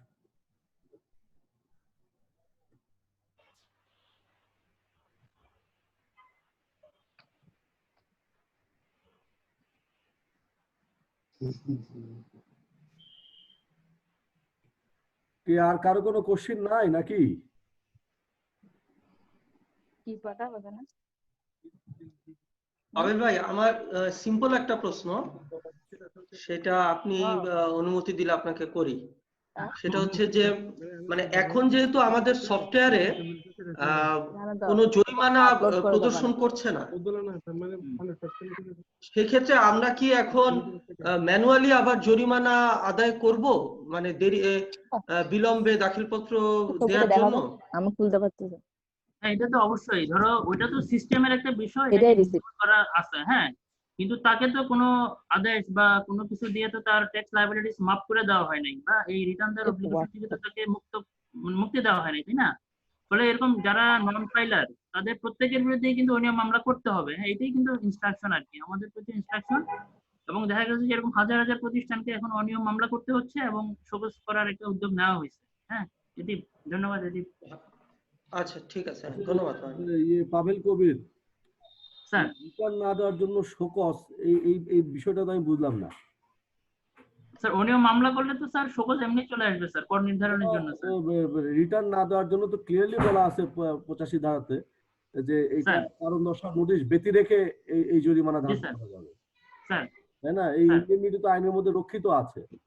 স্যার তাহলে আমরা কেন প্রাগৈতিহাসিক শোকজে যাচ্ছি? স্যার এটা একটা ম্যাল প্র্যাকটিস হয়ে যাচ্ছে স্যার, কারণ আমাকে স্যার সিস্টেম থেকেই তো তাকে স্যার চিঠি দেওয়ার কথা বা তার কাছে স্যার নোটিফিকেশন চলে যাওয়ার কথা, কিন্তু এখন স্যার আমরা প্রায়, যেমন তপন চন্দ্র দের সাথেও স্যার কথা হচ্ছিল স্যার, সে প্রায় 11,000 প্রতিষ্ঠানকে স্যার শোকজ করার বা চিঠিপত্র দেওয়ার স্যার একটা উদ্যোগ নিচ্ছে স্যার। আমার এখানেও স্যার এরকমই স্যার, যে এতে যারা স্যার লাভটা দেয় নাই। কি? না পাবেল ভাই, আমি বলি সেটা হচ্ছে এখানে সকস করার কোনো কারণ দেখতেছি না, আমার যতটুকু মনে হয় স্যার ঠিকই ধরছেন। এটা অটো অটো অটো সুদা ওটা দাবি দাবি করে দিবেন, দাবি নামা হ্যাঁ আমার কাছে মনে হয়েছে। হ্যাঁ এটা শোকজ হবে না, সরাসরি 10,000 টাকা জরিমানা হয়ে যাবে। ঠিক আছে, যে 85 ধারা যদি আমরা খেয়াল করি, শব্দটি বলা আছে ব্যর্থতা বা অনিয়ম। মামলা হবে ব্যর্থতা অথবা অনিয়ম। ব্যর্থতার মামলা হতে পারে, অনিয়মের মামলা হতে পারে, অথবা ব্যর্থতা অবলিক অনিয়মের মামলা হতে পারে, কর ফাঁকির মামলা। এবং আরেকটা বিষয়, আমরা অপরাধ শব্দটা মামলার ক্ষেত্রে লিখতে পারবো না। ঠিক আছে, একটু মনোযোগ দিয়ে এই কথাগুলো নেন, যে আপনারা যখন মামলা ড্রাফট করবেন, কোনোভাবেই অপরাধ শব্দটা যেন আপনাদের মামলার কোনো জায়গায়, মামলা ফাইল করার সময় হোক, পরবর্তী পর্যায়ে তদন্তের সময় হোক, বা যখন সংশ্লিষ্ট কর্মকর্তা বিচার আদেশ দেবেন, সেখানেও অপরাধ শব্দ বলা যাবে না। যখনই আপনার অপরাধ বলা হবে, তখনই আপনার এটা জুডিশিয়াল প্রসিডিউরের মধ্যে পড়ে যাবে, এবং আইনের ধারা 111, 112, 113 এই সমস্ত ধারায় আছে কিনা এটা অনুসন্ধানের বিষয়বস্তু হয়ে যাবে, এবং এটা আউট অফ আওয়ার জুরিসডিকশন হয়ে যাবে। সো আমরা কোনো অবস্থায় অপরাধ বলে শব্দটা লিখবো না, আমরা কোনো অবস্থাতেই কর ফাঁকি এই শব্দটাও লিখবো না, কারণ এই শব্দগুলো আসলে আমাদের 85 ধারা আমাদেরকে এটা অনুমোদন করে। আরেকটা বিষয় হচ্ছে যে রেয়াত বাতিল ও সমন্বয়, এই সেই সাবেকি আমলের যে শব্দগুলো, রেয়াত বাতিল এবং সমন্বয়, এই শব্দগুলো ব্যবহার করা যাবে না। আমরা যখনই রেয়াত সংক্রান্ত কার্যক্রম হাতে নেব, যার আলটিমেট রেজাল্ট হচ্ছে রেয়াতের হচ্ছে আসলে বৃদ্ধিকারী সমন্বয় হবে, বাট আমরা এটাকে সমন্বয় বলবো না, আমরা বলবো কর নির্ধারণ। অবৈধ রেয়াতজনিত কারণে কর নির্ধারণ, অনিয়ম মামলা, এগুলো বলতে হবে। এবং এই অভ্যাসগুলো আমাদের এখন থেকে সচেতন ভাবে করতে হবে, কারণ আমাদের আগের আমলের যে অভ্যাস আছে, আমরা কথায় কথায় অপরাধ লিখি, আমরা কথায় কথায় কর ফাঁকির মামলা লিখি। এগুলো লিখলে দেখা যাবে যে একটা শব্দের কারণে এটা উচ্চতর আদালতে গিয়ে সে একটা রেহাই পেয়ে গেছে, বা আমাদের পুরো প্রসিডিউরকে ঝুলিয়ে দিয়েছে। তো ঠিক আছে, এই বিষয়গুলো খুব ভালো স্যার একটু বলি স্যার। আমরা শুনলাম, আমার এই স্যার, অবজারভেশনগুলো আমি একটু অ্যাড করলাম। তো খায়রুল আলম প্রশ্ন করতে চেয়েছিলেন, খায়রুল আলম কে আছে নাকি? স্যার এই প্রসঙ্গে একটু বলি। খায়রুলের কথা শুনুন। স্যার ধন্যবাদ স্যার। স্যার আসসালামু আলাইকুম স্যার, আমাকে সুযোগ দেওয়ার জন্য, এবং স্যার পাবেল ভাইকেও ধন্যবাদ সুন্দর প্রেজেন্টেশনের জন্য। স্যার স্যার আমি আমি আমি- শুনতে পাচ্ছেন স্যার? হ্যাঁ, স্যার শোনা আমাকে যাচ্ছে, শুনতে বলো পাচ্ছেন? বলো, শোনা যাচ্ছে। স্যার স্যার পাবেল ভাই যে আমাদেরকে রিটার্ন দেখাইলেন স্যার, তো আমরা দেখলাম মোটামুটি সাধারণ নর্মাল যে প্র্যাকটিস সেটা হয় হলো রিটার্ন যখন সাবমিট করে তখন সে হ্রাসকারী বৃদ্ধিকারী সমন্বয় অ্যাডজাস্ট করে সে তার যে কর প্রদেয় হয় স্যার সেটা সে ট্রেজারি জমা করে একটা পজিটিভ ব্যালেন্স আসার কথা। কিন্তু আমরা মাঝে মধ্যে দুই একটি রিটার্ন পাই একটু এক্সেপশনাল, যেহেতু এখন চলতি হিসাবের বিষয়টা নেই, তো তারা যখন রিটার্ন সাবমিটের সময় তার যে ট্যাক্স যেটা প্রদেয় সেটা সে উল্লেখ করেছে, যেমন তার হয়তো 6 লাখ টাকা প্রদেয় হয়েছে, কিন্তু সে রিটার্নে এই টাকাটা না দিয়ে নেগেটিভ ব্যালেন্স হিসাবে দেখিয়ে সে তার রিটার্নটা সাবমিট করেছে। তো এক্ষেত্রে তার কাছে সরকারের যে 6 লাখ টাকা পাওনা ছিল সেটা সে দেয় নাই। যাই হোক, তাকে যখন জিজ্ঞাসা করা হয় সে হয়তো বলে যে আমার ফান্ডে এখন টাকা নেই, আমি দিতে পারিনি, কিন্তু সে রিটার্নে তার যে 6 লাখ টাকা সরকারের কাছে সরকারকে প্রদেয় সেটা সে শো করেছে। এই ক্ষেত্রে স্যার আমরা এক্ষেত্রে কিভাবে নিতে পারি? দেখা যাচ্ছে পরের মাসে যখন সে রিটার্ন সাবমিট করে তখন হয়তো সে এই টাকাটা দিয়ে দেয়, উইথ 2% ইন্টারেস্ট সহই দেয়। এক্ষেত্রে স্যার আমরা কি তার ব্যর্থতার জন্য তার কি ধরনের ব্যবস্থা স্যার নিতে পারি স্যার? এটা স্যার একটা বিষয় স্যার। ধন্যবাদ স্যার। আচ্ছা, খায়রুল কবির, মানে আগের মাসে সে রিটার্নের টাকা শো করছে কিন্তু সে দেয় নাই? দেয় নাই স্যার, তো নেগেটিভ ব্যালেন্স দেখায় সে রিটার্ন সাবমিট আচ্ছা, করে দিতে স্যার। পরের মাসে গিয়ে সে সুদ সহ ওই 2% হারে যতটা সুদ হওয়া উচিত সুদ সহ জি দিয়ে স্যার, দিচ্ছে। জি স্যার। তো এটা তো আসলে রিটার্ন দেওয়ার সঙ্গে সঙ্গে মামলাটা ফাইল করে দিতে পারতে, তোমরা 1 মাস তাকে সময় দিছো। এখন এর মধ্যে সে সুদ সহ জমা দিয়ে দিছে। এখন যে বিষয়টা হতে পারে, তাকে বিলম্বে রিটার্ন ফাইলের জন্য তাকে তুমি জরিমানা করতে পারবে না। জি কর স্যার। পরিহার করার অভিযোগও আপাতত আনা যাচ্ছে না। ওই যে আমি যে বললাম যে এটা আসলে খুব সূক্ষ্ম বুদ্ধিওয়ালা ট্যাক্স পেয়ার। স্যার, আরো মাথায় কোনো আইডিয়া আছে যে কি করা যেতে পারে খায়রুলকে এখানে এই লোকটাকে প্যারালাইজ করার জন্য? একটু আমি বলি স্যার হুম, এই যে মানে যেটা আগের আইনের একটা প্র্যাকটিস ছিল স্যার, যে মানে চলতি হিসাবে নেগেটিভ ব্যালেন্স রেখে স্যার পণ্য সরবরাহ হবে, এরকম একটা বিষয় আর কি স্যার।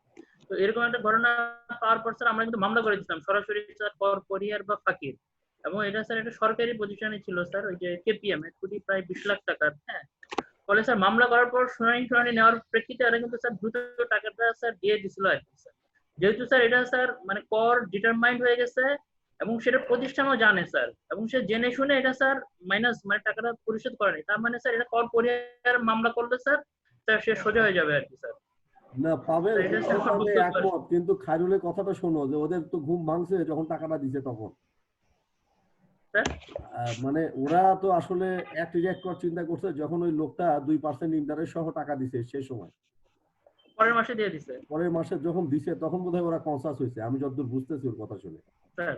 হ্যাঁ, এটা সঙ্গে সঙ্গে মামলা করলে এটা মামলা হতো, এবং কর পরিহারের মামলা হতো, তাকে তো বেজ অ্যামাউন্ট দিতেই হতো, উপরন্তু দ্বিগুণ স্যার। জরিমানা হতো আর কি। জি স্যার, জরিমানাটা হতো।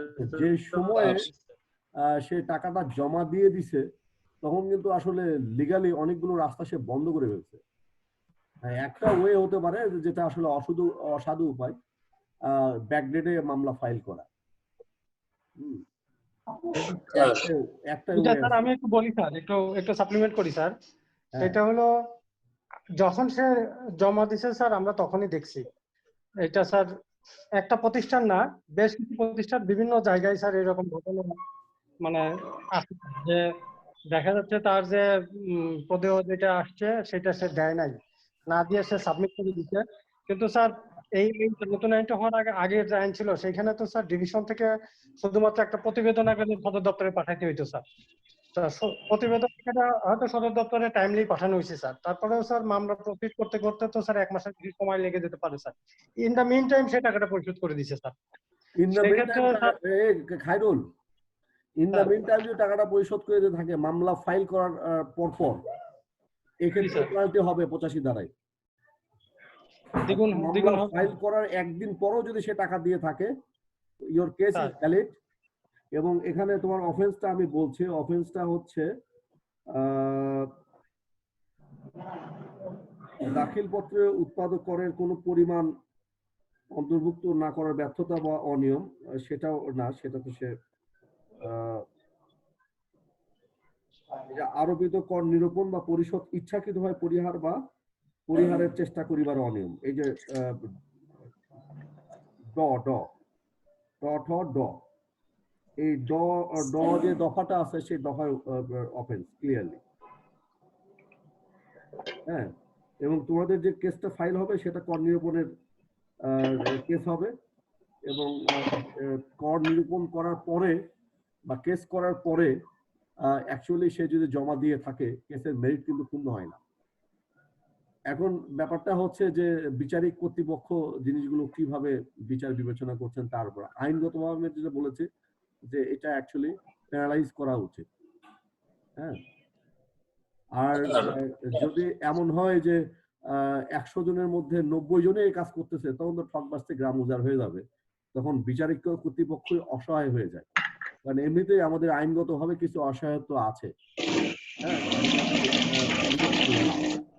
যে আমাদের যে রিটার্ন সেই রিটার্নের সঙ্গে ডকুমেন্টেশনের ক্ষেত্রে অনেক ধরনের অপূর্ণাঙ্গতা এই নতুন আইনে আছে, এবং যেটাকে আসলে কাভার করার খুব একটা সচেতন চেষ্টা আছে বলে মনে হয় না। সাইফুর মামুন। ধন্যবাদ স্যার। স্যার ধন্যবাদ স্যার। এরকম একটা ঘটনা স্যার আমাদের এখানে ঘটছে সিলেট ভেটে যে একটা প্রতিষ্ঠান স্যার এই নভেম্বর মাসের দাখিলপত্রে সে তার যে প্রদেয় ভ্যাটটা আছে সেটা আসছে ফর এক্সাম্পল 1 লক্ষ টাকা। সে তখন এই 1 কোটি টাকার মতো আসছিল আর কি ওই প্রতিষ্ঠানের প্রদেয়টা। তো সে সাথে সাথে এই নভেম্বরের দাখিলপত্র সে তো ডিসেম্বরের 15 তারিখের মধ্যে দেবে। সে ডিসেম্বরের 15 তারিখের মধ্যেই কমিশনার বরাবর একটা আবেদন করেছে যে আমাদের এই প্রদেয় যে ভ্যাটটা আছে এটা ধারা 95 মোতাবেক বকেয়া কর হিসাবে পরিগণিত করে ধারা 106 মোতাবেক আমাদেরকে এই করার জন্য ইনস্টলমেন্ট আকারে প্রদানের সুযোগ প্রদান করার জন্য কমিশনার বরাবর আবেদন করেছে। এখন এই ক্ষেত্রে কি স্যার কোনো মামলা টামলা করা যাবে কিনা? ধন্যবাদ স্যার। ভাই সাইফুর, এটা কি শুনলাম আমি? আপনারা সবাই শুনছেন কি? এটা কোন দেশে বসবাস করতেছি? আরেকবার একটু আমি শুনতে চাই। মানে কোন একটা প্রতিষ্ঠান তার নির্ধারিত যে পেয়েবল অ্যামাউন্ট সেটা সে দেবে না, না দিয়ে সে অনুরোধ করতেছে আপনি এটাকে বকেয়া হিসেবে ট্রিট করেন নাকি? কমিশনার স্যার বরাবর সে আবেদন করে ফেলছে যে 15 তারিখের মধ্যে তো সে দাখিলপত্র দাখিল করবে। দাখিল করার সময় সে দাখিলপত্র দাখিল করছে, ঠিক আছে, but in the meantime say commissioner sir বরাবর আবেদন করছে যে এই টাকাটা সে কিস্তিতে পরিশোধ করার জন্য। এই ক্ষেত্রে কি স্যার কোনো অনিয়ম মামলা বা এইগুলি করা যাবে কিনা? আচ্ছা ঠিক আছে, সে যদি কিস্তিতে, তো আসলে কিস্তির বিষয়টা তো কমিশনের ডিসক্রিপশন এক, এবং কমিশনার কখন কিস্তি দেবেন একটা জিনিস যখন বকেয়া হবে, বকেয়া হওয়ার আগে কিন্তু কর নির্ধারণের প্রশ্নটা চলে আসে। এখানে কর নির্ধারণ হয়নি, ইচ্ছা মতো একজন ট্যাক্স পেয়ার বলতে পারে না যে আমার এই অ্যামাউন্টটাকে বকেয়া হিসেবে আপনি ট্রিট করেন। বকেয়া ধারা 95 কিন্তু বলা আছে স্যার ওই যে দাখিলপত্রের মাধ্যমে যে প্রদেয়টা হবে এটা বকেয়া কর হিসাবে ট্রিট করা যাবে স্যার। ঠিক আছে, বকেয়া কর হিসেবে আমি ট্রিট করলাম, ঠিক আছে। আর সাইফুর যে কথাটা বলছে যে ধারা 95 তে 3টা প্রেক্ষাপটের মধ্যে এটাও আছে যে ওই যে ট্যাক্স রিটার্নে লেখা ট্যাক্স দেয় নাই, সেটা ওই যে স্ট্রেট বকেয়া করা যাবে। ওই যে খায়রুল যে উদাহরণটা বললো ওই জায়গাটায় বকেয়া করা যাবে। তো বকেয়া করলে খুব প্যানেল সেকশনে যদি আমি নাও যাই, আমি তো ওই যে ধ সেকশনের কথা বললাম যে দাখিল পত্রে লেখা যে ট্যাক্স এটা যদি কেউ না দেয় এটার শাস্তি হচ্ছে দ্বিগুণ জরিমানা। তো সে যদি না দেয় তাকে দ্বিগুণ জরিমানা সহ এবং তার সঙ্গে সঙ্গে যতগুলো কিস্তি দেবে ওই 2% সুদ গণনা করে দিতে হবে। এগুলো যদি না করা হয় তাহলে আমি মনে করি যে এখানে আইনের গুরুতর ব্যত্যয় ঘটেছে। আচ্ছা আমি স্যার একটু জানতে চাচ্ছি ওনার কাছে স্যার, সেটা কি যে কর্মীদের দেওয়ার কথা, যে কর্মীদের ট্যাক্সটা এই কর্মীদের হলে পরবর্তী মাসের 15 তারিখের মধ্যে ট্যাক্সটা দেওয়ার কথা এরকম, নাকি সে আরো আগের? এটা স্যার আমি বলি স্যার এটা হচ্ছে সে আমি স্যার ডিভিশনের দায়িত্বে ছিলাম আমি আরো আর কি। তো বলেন। প্রতিষ্ঠানটা হলো তার নভেম্বরের প্রদেয় ছিল, নভেম্বর 19-এর প্রদেয় ছিল। হ্যাঁ হ্যাঁ।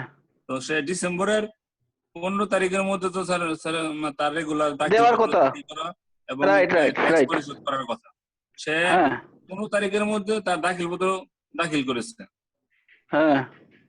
এই 15 তারিখের মধ্যেই সে কমিশনার স্যার বরাবর আবেদন করছে যে ধারা 95 মোতাবেক আর এই প্রদেয়টা বকেয়া কর হিসাবে গণ্য করে ধারা 106 মোতাবেক তাকে কিস্তিতে পরিশোধ করার সুযোগ দেওয়ার জন্য। ও আচ্ছা, 95 যেটা বলছে সেটা আমি করলাম, সেটা বলছে যে খেলাফি করদাতা কর্তৃক প্রদেয় হইলে কমিশনার বকেয়া কর খেলাফি করদাতা আদায় করে রাখার জন্য খেলাফি।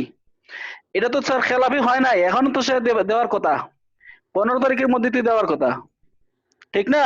সেটা তো রানিং, সে তো খেলাফি তো হয় না এখনো স্যার। তুমি কবার দিয়ে খবর স্যার 1 নম্বর পড়ছে। এই করদাতা ভাই খুব সহজ করদাতা নয়, এটা তোমাকে বুঝতে হবে। সে তোমার আসলে আইনের ফাঁক ফোকরগুলো ব্যবহার করার চেষ্টা করছে। তো যাই হোক, সে যত ফাঁক ফোকর ব্যবহার করার চেষ্টা করুক, এখানে যেহেতু সে দাখিল পত্রে উল্লেখিত কর জমা দেয়নি, এটা তো অবশ্যই বকেয়া হবে, বকেয়া হিসেবে আদায় হবে। কিন্তু ওই যে 85 ধারাতে যে দাখিল করতে উল্লেখিত কর না দেওয়ার জন্য যে অফেন্স বা অনিয়ম, সেই অনিয়ম থেকে তো সে রেহাই পাবে না। সে অনিয়ম তো সে আত্মস্বীকৃত অনিয়ম, তো এটার জন্য তো তাকে পেনাল্টি তার উপরে থাকবে।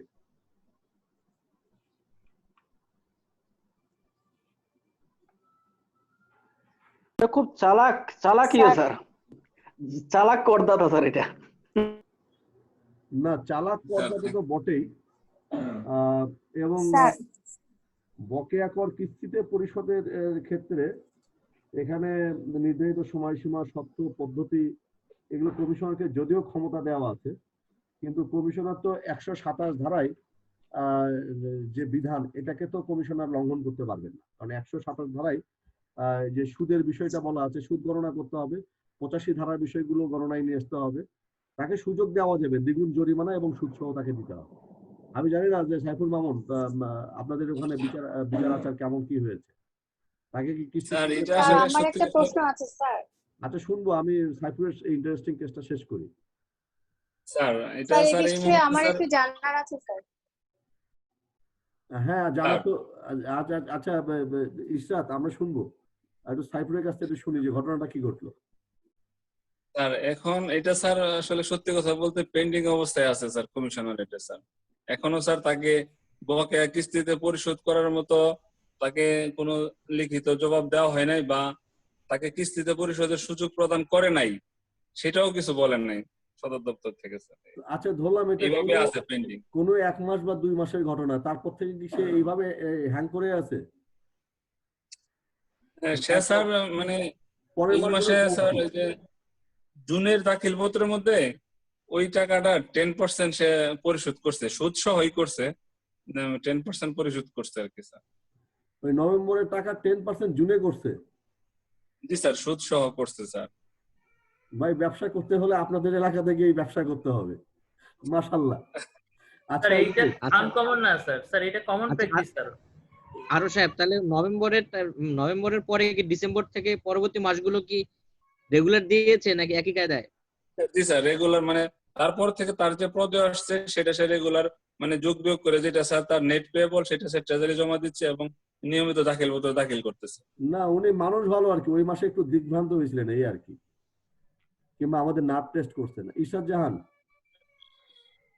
Thank you sir sir. আমি জানতে চাচ্ছিলাম স্যার, সাইফুল সাহেব যেটা বললেন স্যার, উনি তো ওই নির্ধারিত সময়ের মধ্যেই মানে আবেদন করেছেন, তাহলে ওটা বকেয়া কর কিভাবে হয় স্যার? কারণ তার তো সময়টা স্যার ম্যাডাম এটা আসলে ওনারা যে আবেদনটা করেছে সেটার আমি বললাম আর কি স্যার। ম্যাডাম মানে তারা ওই সময়ের মধ্যেই 15 তারিখের মধ্যেই কমিশনার স্যার বরাবর আবেদনটা করেছিল যে এটা কি মানে ধারা 95 মোতাবেক বকেয়া কর হিসাবে ধরে ধারা 106 মোতাবেক কিস্তি পরিশোধ করবে। আমরা খেলাফি কখন বলবো? 15 তারিখের মধ্যে সে যদি আবেদন করে তাহলে তো সে খেলাফি হয় নাই। জি স্যার, সে তো তখন খেলাপি হয় না স্যার, তাহলে 2 এর ক তো স্যার ওই সুবিধাটা তো সে পায় না, 95 2 এর ক স্যার। ম্যাডাম আসলে এটা অ্যাকচুয়ালি আসলে এখনো সমাধান হয় না, ওইটা পেন্ডিং অবস্থায় আছে আমার যতটুকু সাইফুল সে কি জানি আর আবেদন কি। করছে রিটার্ন দেওয়ার আগে নাকি রিটার্ন দেওয়ার পরে? স্যার 15 তারিখের মধ্যেই করেছে বললো সাইফুল সাহেব। হ্যাঁ, রিটার্ন দেওয়ার আগেই সে হ্যাঁ আবেদন জি স্যার, করছে। হ্যাঁ জি স্যার 15 তারিখের আগেই করছে স্যার।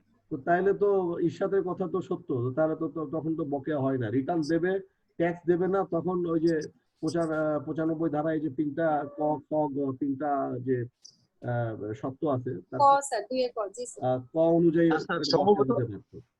সম্ভবত উনি রিটার্ন দিয়েছেন, রিটার্ন দেওয়ার পরেই আবেদনটা করেছেন স্যার, উনি এটাই বলেছেন স্যার। আচ্ছা যাই হোক, অর্থ এবার এখানে আসলে আইনের শাসনের ব্যাপক ঘাটতি লক্ষ্য করা যাচ্ছে। এই কমেন্টটা অদ্ভুত বিষয় স্যার। স্যার তাহলে তো মনে হচ্ছে যে তাকে ওই জরিমানাটা করার পর দ্বিগুণ জরিমানা করার পরে তারপরে এটা বকেয়া হিসেবে হয়ে যাওয়ার কথা না স্যার? বিষয়টা কি মানে স্যার আরেকটা স্যার এই যে সাব ফর্মের বিষয়টা স্যার দাখিল পত্রের মধ্যে আমি বিভিন্ন প্রতিষ্ঠানে দেখলাম যে সাব ফর্মে তারা মানে 6.3 ডিটেলস তথ্য দেয় না, শুধু সামারিটা লিখে রাখে। এটা কি স্যার সঠিক নাকি না প্রত্যেকটা 6.3 আলাদা আলাদা করে এন্ট্রি দিতে হবে স্যার? আচ্ছা মামুন বোধহয় 6.10 এর কথা বলতেছে। রিটার্নের সঙ্গে কিন্তু আমরা যদি দেখি এই জায়গাটায় একদম প্রথম যখন ভ্যাট অনলাইনে রিটার্নটা তৈরি করা হয় তখন থেকে 6.10 বলে একটা ফর্ম এটা সবসময় ছিল, এটা কখনো বাদ যায়নি। এবং আমরা যে গেজেট নোটিফিকেশনের মাধ্যমে যে রিটার্ন 19শে নভেম্বর 2019 তারিখে জারি করা হয়েছে, সেখানেও যে আমরা লক্ষ্য করি সেখানেও বলা আছে 6.10 শুড বি অ্যাটাচড। এবং অনলাইন যে প্ল্যাটফর্মটা আছে রিটার্ন সাবমিট করে সেখানেও 6.10 আছে। তো 6.10 কথা যদি সাইফুল মামুন বলে থাকে, তো সেখানে অ্যাকচুয়ালি 2 লাখ টাকার বেশি যে পারচেজ গুলো সেগুলোই শুধুমাত্র এখানে আসবে। এবং যে সমস্ত ইম্পোর্টের তথ্য কিন্তু 6.10 আসবে না। এটার একটি কারণ হচ্ছে যে অনলাইন ভ্যাটের এই ধরনের চিন্তা চেতনা ছিল বা প্ল্যান ছিল, বা তারা মনে করেছিল যে এটা ঘটবেই, এই যে প্রত্যেকটা ইম্পোর্ট সংক্রান্ত ডকুমেন্ট, বিলম্বিত সংক্রান্ত তথ্য এটা অটোমেটিক্যালি এসআই পুরো ওয়ার্ল্ড থেকে আইভাস সিস্টেমে এটা ইন্টিগ্রেটেড হবে, এই ধরনের একটি পরিকল্পনা ছিল। কিন্তু দুর্ভাগ্যবশত সেই পরিকল্পনাটা অদ্যাবধি বাস্তবায়িত হয়নি। তো কিন্তু আবার 6.10 এর ইনস্ট্রাকশন যদি আমরা ভালো করে খেয়াল করি, সেখানে শুধুমাত্র স্থানীয় ক্রয়, ওই যে 6.3 তথ্যগুলো থাকবে, এবং 2 লাখ টাকার উপর হলে থাকবে, 2 লাখ টাকার নিচে হলে থাকবে না। এবং বিক্রয়ের তথ্যর ক্ষেত্রেও তাই, যে 2 লাখ টাকার উপরে বিক্রয় হলে থাকবে। সাইফুল মামুন, আপনি কি 6.10 এর কথাই তো বলছেন নাকি? জি স্যার, জি স্যার। কি হবে স্যার? তো আপনার 2 লাখ টাকার বেশি হলে থাকবে, 2 লাখ টাকার কমগুলো কিন্তু আপনার থাকার কথা না। জি স্যার, থ্যাংক ইউ স্যার। আর সাবফর্ম বলতে আপনার ধরেন আরো অনেক সাবফর্ম আছে, সাবফর্মটা আমাদের অফিসারে অনেকে ভালো বোঝেন বলে তো মনে হয় না আর কি। আচ্ছা, রেজাউল হাত তুলেছে, ঢাকা পশ্চিম রেজাউল, তারপর HM কবির। ভাই রেজাউল বলো। স্যার আসসালাম স্যার। স্যার এখানে যেমন আমাদের আমাদের রিটার্ন না দেওয়ার যে ব্যর্থতাটা আমাদের ইয়েতে 85(1)(চ)তে যে দাখিলপত্র না দেওয়ার যে ব্যর্থতা, মূসক বা টার্নওভার কর দাখিলপত্র পেশ না করার ব্যর্থতা বা অনিয়মে 10,000 টাকা। এখন আমাদের মূসক 11.2 যে ফর্মটা আছে কর নির্ধারণের নোটিশ, সেখানে কিন্তু এরকম লেখা যে মানে একটা সেখানকার নমুনাটা লেখা যে উপযুক্ত বিষয়ে জানানো যাচ্ছে যে আপনি এই কর মেয়াদের টার্নওভার কর বা ভ্যাট দাখিলপত্র পেশ করেননি। তারপর 2 নম্বর হচ্ছে এই 2012 আইনের 85(1)(চ) অনুযায়ী 10,000 টাকা জরিমানা আরোপ করা হইয়াছে, যাহা এত তারিখে পরিশোধযোগ্য। তারপর তাকে নোটিশ দেওয়া হয়, তারপর আপনি পেশ করেননি। হ্যাঁ, এই যে কথাগুলো লেখা, তার মানে এটা তো এই ফরম্যাটটা দেখে তো মনে হচ্ছে স্যার, যদিও আমরা জানি যে এখানে দাখিলপত্র পেশ না করলে এটা নোটিশ করার কোনো ব্যাপার নেই, কিন্তু এই জায়গায় এই কথাগুলো উল্লেখ থাকে একটু মানে একটু কনফিউজিং মনে হচ্ছে জিনিসটা। আচ্ছা, ভালো কথা। যখন এই এই যে বিষয়টা তুমি যেটা বললা যে কনফিউজিং, যে শোকজ না করার বিষয়টা কিন্তু আইনে ঢুকানো হয়েছে গত বছর। হ্যাঁ, তো তার আগে কিন্তু তার শোকজ করতে হবে এই ধরনের চিন্তা চেতনা মাথায় নেই বোধ হয়। এই দুটো ফরম্যাট তৈরি করা হয়েছে। চ্যাপ্টার 11টা হচ্ছে কর নির্ধারণের চ্যাপ্টার। সত্যিকার অর্থে কর নির্ধারণের কোনো ফর্ম কিন্তু এই বিধিমালাই নাই। যে ফর্ম দুটো আছে সেই ফর্ম দুটো বেসিক্যালি নন ফাইলারের জন্য। 11.1টা হচ্ছে যে রিটার্ন দাখিল করেন নাই তাকে আসলে ফার্স্ট নোটিশটা দেওয়া আর কি, বা এটা অনেকটা যদি আমরা খেয়াল করি যে শোকজ টাইপের। এবং 85(চ) এবং 11.1 এই দুটো ফর্ম সম্ভবত কনফ্লিক্ট করে, কারণ 85(চ) হচ্ছে আইন, আর 11.1 এইটা হচ্ছে বিধি। 11.2 স্যার, মানে 11.2 এবং 11.1 এই দুটো জিনিস কিন্তু আসলে পরস্পর ইন্টার রিলেটেড। 11.1-এ নোটিশ হবে, নোটিশ হওয়ার পরে তারপরে যে ফাইনাল যে কর নির্ধারণ এটা করা হবে 11.2-এ। এবং সত্যিকার কর নির্ধারণের আর কোনো শোকজ বা কর নির্ধারণ আদেশের কোনো ফরম্যাট এই আইনে নাই। হ্যাঁ, এটা আচ্ছা। আপনাদেরকে নিজ বিবেচনায় তৈরি করে নিতে হবে এবং এটা আগের এবং স্যার আমাদের এবং স্যার স্যার একটু যদি আমি যোগ করার অনুমতি দেন স্যার।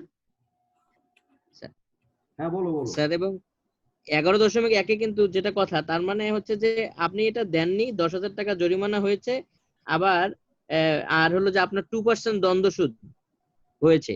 তাহলে তো এখানে কর পরিহারের যে দ্বিগুণ, মানে এইটার সাথে কর পরিহারের যখন সে রিটার্ন দেবে না এবং ভ্যাট দেবে না, তখন যে কর পরিহারের যে দ্বিগুণের যে বা এই প্রভিশন গুলো, কিন্তু তখন ওটার সাথে এটা আবার একটু আরো আরো কন্ট্রোভার্সিয়াল হয়ে যায়, কারণ এখানে দ্বন্দ্ব আসলে সুদের। রেজাউল, এত চুলচেরা বিচার বিশ্লেষণের কোনো দরকার নাই। ফর্মস এর মধ্যে এইভাবে যদি তোমরা খুঁটিনাটি বিচার করতে থাকো, অসংখ্য ফল্টি ফর্ম আছে। এবছর তো আমি ওই যে ভ্যাট কনসালটেন্টের ফর্ম নিয়ে কাজ করলাম। ভ্যাট কনসালটেন্টের এমন একটা অদ্ভুত ফর্ম ছিল যে যেখানে যোগাযোগের ঠিকানা, ইমেইল, মোবাইল নাম্বার, এগুলো কোনো তথ্য দেওয়ারই কোনো জায়গা ছিল না। এবং আমরা কনসালটেন্টের আবেদন করার পরে যখন দেখি যে এদের সাথে যোগাযোগ করা যাচ্ছে না, তখন পত্রিকায় বিজ্ঞাপনও দিয়েছে। যাই হোক, আলহামদুলিল্লাহ আমাদের প্রস্তাবে জাতীয় রাজস্ব বোর্ড ফর্মগুলো পরিবর্তন করেছে। 11.1 একদম হেডিং এ বলতেছে বিলম্বিত দাখিলপত্র পেশ করার জন্য নোটিশ। তার মানে এক ভদ্রলোক রিটার্ন দেন নাই, তাকে বিলম্বে যদি সে দাখিলপত্র করে বা মানে এই একটা হেডিং এবং তার সঙ্গে বিষয় কন্ট্রাডিকশনের শেষ নাই আসলে। HM কবির অনেকক্ষণ হাত তুলে আছে। স্যার আসসালামু আলাইকুম স্যার। স্যার আমাদের এখন মানে রিটার্ন নিয়ে ক্লাস হলো, কিন্তু ক্লাসে মানে যে বিষয়টা সেটা হচ্ছে পরীক্ষা করার বিষয়ে আমাদের কাছে যেসব ডকুমেন্ট, স্যার আপনি এটা একাধিকবার বললেন স্যার, যেসব ডকুমেন্ট আছে বা সাবমিট করার জন্য বলা আছে, সেই ডকুমেন্ট থেকে আসলেই কি কোনো একটা মাসের রিটার্ন পরীক্ষা মানে কার্যকরভাবে করা সম্ভব কিনা? কারণ এইখানে আমার ওই প্রতিষ্ঠান যে তার মানে সরবরাহের তথ্য দিচ্ছে, তার সবগুলো ডকুমেন্ট আমার কাছে নাই। হয়তো কিছুটা আছে, যদি সে 2 লক্ষ টাকার অধিকের কোনো ট্রানজাকশন করে থাকে, এটা ক্রয় বা বিক্রয়ের ক্ষেত্রে, শুধু ওই তথ্যটুকুই আমার জানার কথা, বাকি তথ্য আমার কাছে থাকবে না। তাহলে ওইখানে আমার পক্ষে আসলেই ওই প্রতিষ্ঠানের মানে প্রকৃত করদায়িতা মানে এখান থেকে নিরূপণ করা সম্ভব কিনা, এটা মানে এটা একটা কষ্টসাধ্য কাজ স্যার, মানে এটা আমার কাছে মনে হয় যে করা সম্ভব না। আচ্ছা, HM কবির, এত হতাশ হওয়ার কোনো কারণ নাই। আমি নিজে এই কতগুলো অসঙ্গতির প্রতি তোমাদের দৃষ্টি আকর্ষণ করার চেষ্টা করেছি, সো দ্যাট তোমরা যেন আরেকটু ক্রিটিক্যালি আইনকে দেখা বা বোঝা শেখো। বাট আমি তোমার ওয়ে আউট গুলো বলি, তোমার এতটা হাত পা ছেড়ে দেওয়ার মতো অবস্থা নাই। এই আইনের মধ্যেও, এই রিটার্নের মধ্যেও কতগুলো জায়গা আছে। তবে সেই জায়গাগুলো নিয়ে অ্যাড্রেস করতে গেলে এখন আমাকে আসলে গেজেট নোটিফিকেশনে যে রিটার্ন আছে সেটাকেও বিবেচনায় নিতে হবে, এবং অনলাইন ফর্মে যে রিটার্ন আছে এটাকেও বিবেচনায় নিতে হবে। দুটো রিটার্নকে একসঙ্গে নিলে তখন তুমি আসলে অডিট করার বা রিটার্ন পরীক্ষা করার মতো জিনিসপত্র পাওয়া যাবে। ঠিক যেমন রিটার্নের সঙ্গে আসবে 6.10। 6.10-এ কিন্তু আসলে বড় বড় যে কেনা এবং বড় বড় যে বিক্রয় সবগুলো তথ্যই থাকবে। নাম্বার 2 হচ্ছে যে তার 6.1 ক্রয় পুস্তক থাকবে। তাহলে ক্রয় পুস্তক থাকার অর্থ হচ্ছে যে তার মানে এটা ক্রয় পুস্তকের সংযুক্তি ক্লিয়ারলি ইন্ডিকেট করতেছে ওই কর্মীতে তার যত ক্রয় আছে এটা তাকে আসলে ব্যাখ্যা করতে হবে। ঠিক আছে, এখন ওই ক্রয়গুলো ধরে যদি আমাদের কোনো ক্রয় কেস ফিসি মনে হয়, তো সেই ডকুমেন্ট চাওয়া যেতেই পারে রিটার্ন চেকিং এর পর্যায়ে গিয়ে। তো 6.1 থেকে আমরা ক্রয়ের তথ্য দেখব, এবং 6.10 থেকে 2 লাখ টাকার বেশি ক্রয় বিক্রয় দুটো তথ্য আমরা দেখতে পারবো। এবং ভালো করে নয়ন মেলে দেখলে এখান থেকে কিন্তু আসলে অসঙ্গতি পাওয়া যাবে। আর অসঙ্গতি আরো একটা জায়গা হচ্ছে যে একজন একটা কি বলা যায়, একটা অনিয়মে অভ্যস্ত একজন ট্যাক্স পেয়ার, তার অনিয়মটা কিন্তু আসলে ধরা পড়বে যদি সে সাব ফর্ম গুলো ফিল আপ করতে যায়। কিন্তু আল্লাহর রাস্তে এই সাব ফর্মের যে দুর্বলতা, এর কোনো চিকিৎসা এখন পর্যন্ত আমাদের দপ্তরগুলোতে আমরা এখনো বের করতে পারি নাই।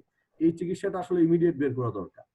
সাব ফর্ম 6.1 এবং তার সঙ্গে 6.10 তিনটা বিষয়কে সমন্বিত করে আসলে রিটার্নের দুর্বলতা খুব ভালোভাবে বের করা সম্ভব, এবং তিনটা বিষয় মিলে আমরা যে তথ্যপাত্রগুলো পাচ্ছি এগুলো কোনো অবস্থাতেই আগের আইনের চাইতে কম নয়। ঠিক আছে, আগের আইনের চাইতে কম নয়, বরঞ্চ 6.10 এর তথ্যটা বাড়তি তথ্য, এবং সাবফর্ম গুলো যদি ঠিকঠাক মতো ফিল আপ করে এটাও কিন্তু অনেক ইলাবরেট তথ্য। আমরা একটা বিষয় যেন মাথায় রাখি যে আগের আইনের যে রিটার্ন ফর্ম ছিল এটা মাত্র 19টা রো বা সারি সম্বলিত একটা ফর্ম ছিল, আর এখনকার যে আমাদের যে রিটার্ন এর মধ্যে সারি আছে যেটা কিনা মেইন ফর্মে সারি আছে 68, এবং আমরা যদি ব্যাকএন্ডের সাবফর্ম গুলো দেখি তাহলে কমপক্ষে শতাধিক কি বলে এটাকে ওই সারি বা রো এখানে চলে আসবে। সো একটা জেনুইন যে ট্যাক্স পেয়ার তার কিন্তু ফাইলিংটাই বলে দেবে যে সে গুড ট্যাক্স পেয়ার, এবং যে কিনা খারাপ ট্যাক্স পেয়ার তার আসলে ফাইলিংটাই বলে দেবে যে তার দুর্বলতা কি কি, বা সে আসলে কোন গ্রেডের বা কোন মাত্রার ট্যাক্স পেয়ার। আমাদের আরো সাহেবরা একটু কথাবার্তা বললে একটু ভালো হতো আর কি, কারণ এই জিনিসটা যতটা আরোদের ডোমেন ততটা কিন্তু আসলে এসিডিসি বা আরো উপরের পর্যায়ের কর্মকর্তাদের ডোমেনটা আরো পড়ে, কারণ এটা বেসিক্যালি এই জায়গাটাতে কাজ করে আমাদের এআরওরা এবং আমাদের আরোরা। তো খুব আশা ছিল যে আরোরা সাইফুল সাহেব একটা ভালো স্টাডি উপস্থাপন করছেন, যে আপনারা আরো অনেক কথাবার্তা বলবেন।